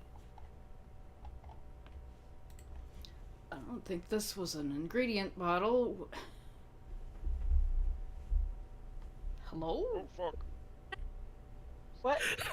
Nope, wrong music. What? Wait, yep. I thought yep had. Oh no. Hmm. I checked a couple sessions ago. Ryoko put it in the bag of holding. Oh fuck. So I should have had this music prepared. Oh no. We explode and die. I'm sure it's fine. After 10,000 years, I'm free. It's time to I'm conquer. sure it's fine. This is a new character. Nope. She Wrong wouldn't front make of the me make a bottle. new one It's immediately not after. ragtime starting. It's not ragtime starting. That would be a much different encounter about to start. Oh, You had me going there for a second, like, oh. like a demon playing a piano shows up. So, as the smoke begins to congeal on this kneeling form, you see them stagger to their feet as if shocked. They're. You do. Oh, this might have been a little too actiony. Damn it. But. Anyways, I'll just continue. Whatever. You see this figure stand up, dark of skin, but you're not sure if it is natural or tattooed so thoroughly. You see a figure tall, but not as tall as Yuane. Tall for a human, maybe an elf. As you look, you realize that she looks more like an elf now. As she looks around, pointed ears. One eye is completely gold, as if a prosthetic. The other slitted like a cat's.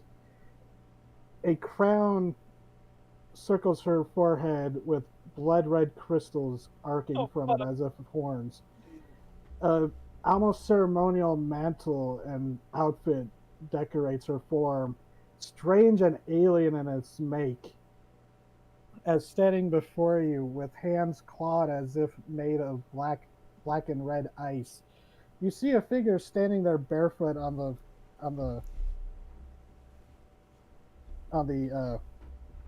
the deck as she looks around you and then looks to you, Vorin, with the flask in your hand and goes, "So, not who I was expecting to release me. Who might you be?" Oh fuck. That's As Ryan. you see, this person show up. You don't see the name. You don't know the name yet. Okay. He's just gonna be standing there Minus with not holding a staff. He's just gonna be standing there holding the flask in one hand and like the cork in the other, and he goes, By the way, my name is Vorin. Hi. Thank you. You have earned the gratitude of Nathiji. Ryan fucking. By the way, if you look at the model, I've had this character planned for so long. This is before I had kit bashing. I noticed. Ryan rushes over. Yeah, great. You caught the inspiration. Oh dear. Hello? She turns to look at the rest of you, and she goes, "Oh." And then she looks beyond to the city, and she goes, "Well, this, we are docked at Ultec." You're the one who was in the flask. Huh? Yes. Yeah. All of you see Vorin standing there with the flask in hand. He And looks befuddled. I want you to know this. He looks like, what the fuck just happened? This elvish-looking woman standing there. Who are you? They were I the told lady in you. the bottle. My name is Nathiji. Why were you? I told your friend here. My name is Nathiji. Nathiji? He has my gratitude for releasing me. Oh yeah, we found this. We found your bottle in the I think it was the daughter of the Ruby Empress's possession. She scowls and like spits on the ground. There was a Lauren's just holding this thing and he's gonna slowly turn and look at you. He's like, you had what in your fucking bag of holding and you didn't tell me? I didn't know it was in there. Yoko was the last one to have it. Apparently, we need to Voren- start labeling our magical items. Yeah, Voren. You realize that some of the flasks that were in the crate, when you thought crate of flasks, where it's like there's like someone's like alcohol flask that was just that got scooped up and tossed in the bag of holding was also in there. You're like, bag of holding, not very specific. Mm. Well, Hi. There was a death curse on the seal. It's a Voron. It's already broken. Yes, Good, I nice. expect as such. It was the Shikame clan that captured me, Yeah. just like them. Which, Hi, Ryoko, Ray, that just confirms all kinds of things that you were suspecting. Ryan shows the scar. I'm the one who broke the seal. Then it seems my gratitude extends further than just this handsome hobgoblin fellow. The look of pure jealousy Taggart shoots to Varun for just a second. Internally, it should have been me! I should have opened the random ass flask! Just like a quick dithering glare before being awestruck once again. I will remind everyone except Warren and Taggart who weren't there when the flask was identified. Yeah. You know that she is only charmed. Whoever's released from the flask is charmed for an hour. Yep. But once released, it is much harder to return them to the flask. Yeah. Boren's gonna very slowly cap the bottle and hand it to somebody else. God, who'd you hand it to? Somebody else. I don't want it. Rand, grab the bottle and get in it. Takes the bottle. It feels hungry in your hand. Oh God. We might be imagining that. Can I roll for Voren for Arcana to know that a flask like that would like forcibly charm a person to like me for an hour? Yeah, sure. Arcana would be the one for that. Okay. Oh yeah. You hearing? So 28. That's a 19. Jesus. On the dice. So yeah, hearing what they were saying about where it was found and what it was, you're just like, oh, I know exactly what these are. Yeah, you've heard of these being used both by the Revolution and by the Empire to capture and contain fiends and other powerful outsiders and entities, while also political prisoners and stuff, because it's not just, outsiders and stuff. Mortals can be trapped in there as well. But yeah, and Varun, Rand looks the most uncomfortable you've ever seen her holding it. And you would also know that, yeah, with that 19, that 28, you would know that, you would know about the, her being charmed to like me against some of her will. And the difficulty of recontaining something that was released. So he's going to have his hands in front of his mouth like that concern meme. And he's gonna go, ma'am, I don't know exactly which one applies in this case. Mithiji. Ma'am is fine, miss. I know that these bottles sort of force you to like the person who releases you for a certain amount of time. Yes, that is why I'm being very mindful about where my gratitude extends. This makes me deeply uncomfortable. It's a little close to slavery for me, if you don't mind me saying. So I'm not going to speak to you for the next hour until you are yourself. Yeah, she kind of squints at you for like appraisingly, and then just kind of gives a nod of just like, all right. I am going to go somewhere else. You all can speak to this nice lady until she doesn't feel compelled to help me out and do things against her own will. And he's going to very quickly power walk and go under, like, the low decks. And have a panic attack. Yes. So I think on the way there will be the Taggart holds up the fist bump. I think it would be the nightmare of any ethical alchemist to go, oh god, I accidentally roofied someone. Yeah. So she looks to the rest of you as Vorin departs. Oh, right, I should probably put it on the map. why were you in there? You say you found my prison in the possession of the Ruby Empress? Her daughter, yeah. It's no So, surprise.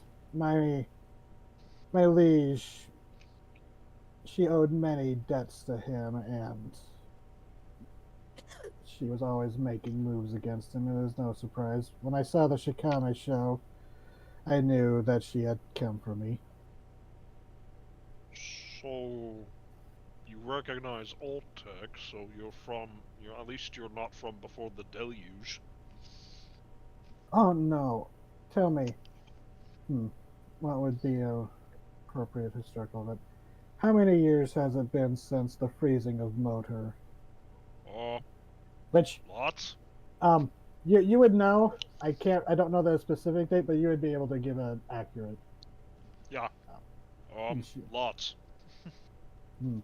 She goes, it is.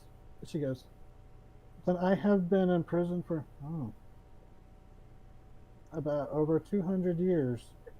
But you would know would be before the Ruby Empress became the Sanguine Empress, before her death and ascension. I was just putting that together. And it's like, as soon as she asks the whole, how many years has been since Motor freezed, I'm like, he immediately follows up with, and it's been that many years since the Ruby Empire disintegrated. I suppose Can you give me the details of the fall of the Empire, if I may be so inquisitive? I have been, as you've seen, away for some time. Well, long story short, the last Empress of the Ruby Empire fucked everything up, said, fuck you, got mine, fucked off, died, I guess, and now she's in hell. She did owe many, many debts, so it is no surprise. Whose domain do you know if you may know, did her soul fall to become shackled to? No, once she took over. Yeah, no, that's the thing. She took over. She's She in charge shoots now. you a look of just like utter incredulousness, like you are bullshitting me kind of look, and then she like scowls. Look, I'm sure, because from what you were phrasing, it sounds like you may have served an enemy of hers at some point, so yeah, that would be pretty sour. I served the Devil King Ravana, the prime benefactor of the Empire. Oh. Which, so you're Ryoko, more you old school. specifically,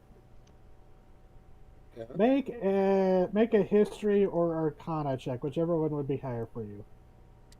Okay.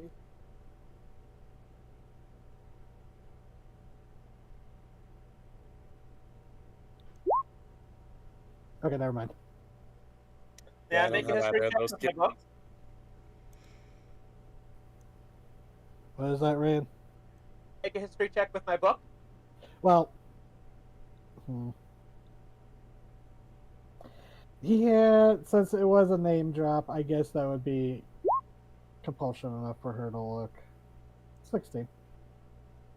Rage like Patrick Okay, looks like that would be enough for you to please- get not like deep please details, verbatim. but you find a page where it looks to be like there's like a torn fragment from like a Demonomicon where it was like listing like different types of different important fiends. Yeah. And this entry it almost sounds like it might be more like the index of something, but it says the Devil King Ravana, Lord of Rakshasas, the King of the Mountain, and the subjugator of all he sees and deems his. And then there's like an addendum. Overthrown and enslaved by the newly ascended Sanguine Empress, imprisoned beneath the chained court, upon which his mountain throne is now his prison. Jesus fuck Christ. So, okay. But yeah, that's what you kind of glean from this. Yeah. Rage like fucking rapid turning pages and stops and like speed reads. Oh. What are Rakshasas? Oh, you've heard of us. Uh, Let a Rakshasa out of a bottle! I knew you would like that, Boren. I'm sorry, what was that, a rock shaker? a Rakshasa? Rakshasa, Oh my yes. God. Beautiful. She's the most beautiful woman I've ever met in my life. Would Quiet Hearts My know princess. about that kind She of kind of demon? glances at you, Boren, as you're muttering that. That's Like, Taggart. That's Taggart. Taggart's like. that's what I meant, Taggart. Boren's busy She can having a hear panic your attack. thoughts! Boren is busy having a fucking panic attack right now. So for the record, for those listening, I don't One Piece. This is a very Sanji moment from what I know of Sanji. I don't have a token for her. That's weird. I thought I made one for her. I was gonna ask, Rakshasas are a relatively obscure demon. Would Quiet Hearts know about them? Oh, yes, you would have a chance to roll for that as well. Okay. Just the Rakshasa. I don't think they know much about like demon politics. Oh my God, Religion. Religion or Arcana? Rakshasas. I love Rakshasas. It's the same in either. Good 11. Kappa? I love Rakshasas. Mm-hmm. Which made it really funny when you came up with the Rakshasa themed hobgoblin to replace Erdrin if he died, because that would have been totally valid. Oh goddamn, that's hilarious. It would have been like a hint at like, wait, where's Ravana in the modern day? Oh man. So 11. You've heard the name, so you know that is the name of a. You've basically heard it as like, watch out for something that calls themselves this, and you've heard Rakshasa is a type of fiend or a devil. It was probably listed among like like other more common like manipulators / seducer demons, fiends. Yeah, with an 11, you've heard that, and you're like, okay, yeah, that tracks from Yeah. May I roll an Arcana with the name Rakshasa to see if I can find any more information on them? Okay, because you do have the book, and it is a separate search from Ravana. So go ahead. Yeah. Written by color. My God! Okay. Yeah. So Ryan is in a fucking panic, but like, she's freaking the fuck out, but it's the kind of freak out where it's like outwardly you're. what are you doing with the bottle, by the way? It is gripped as tightly in one of her hands possibly can be. Then are you supporting the book with the other adventures, flipping the pages for you? Yes, she is.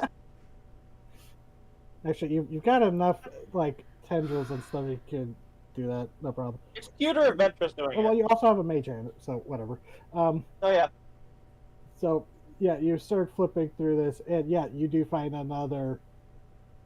It might be from the same tome that the entry that the Ravana entry was from. As you see, Rakshasa fiendish manipulators outside of the politics between demon and devil.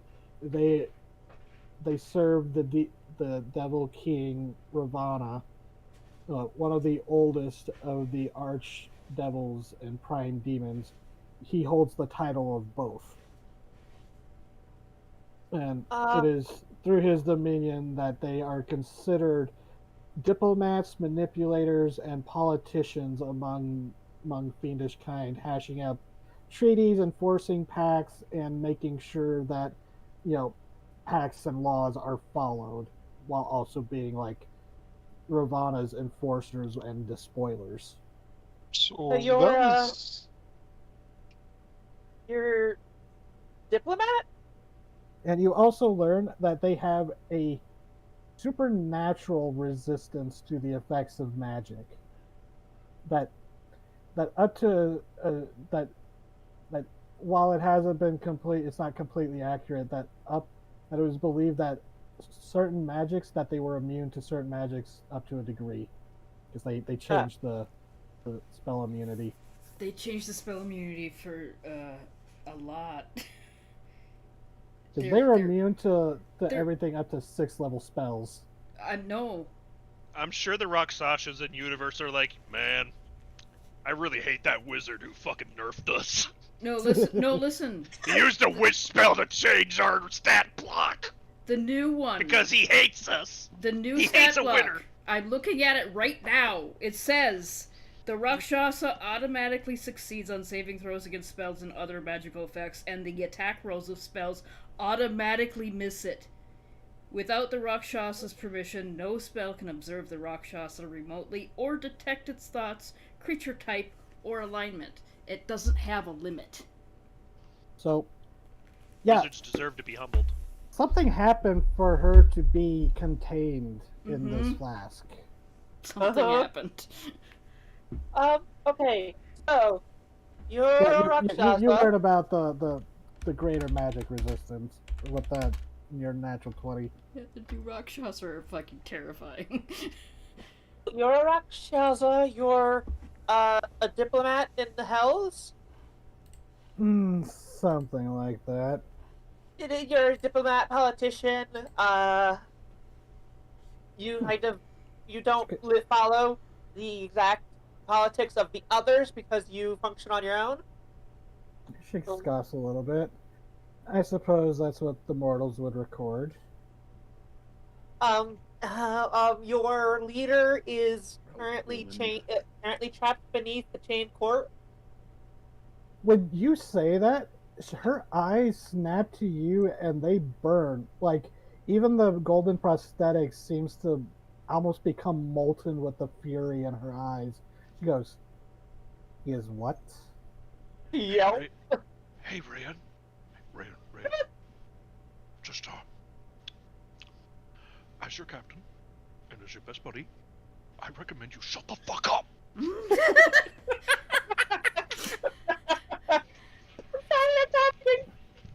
No, I think Please, we for should a minute, have. stop nerding out. We should have a discussion. You say the daughter of the Ruby Empress.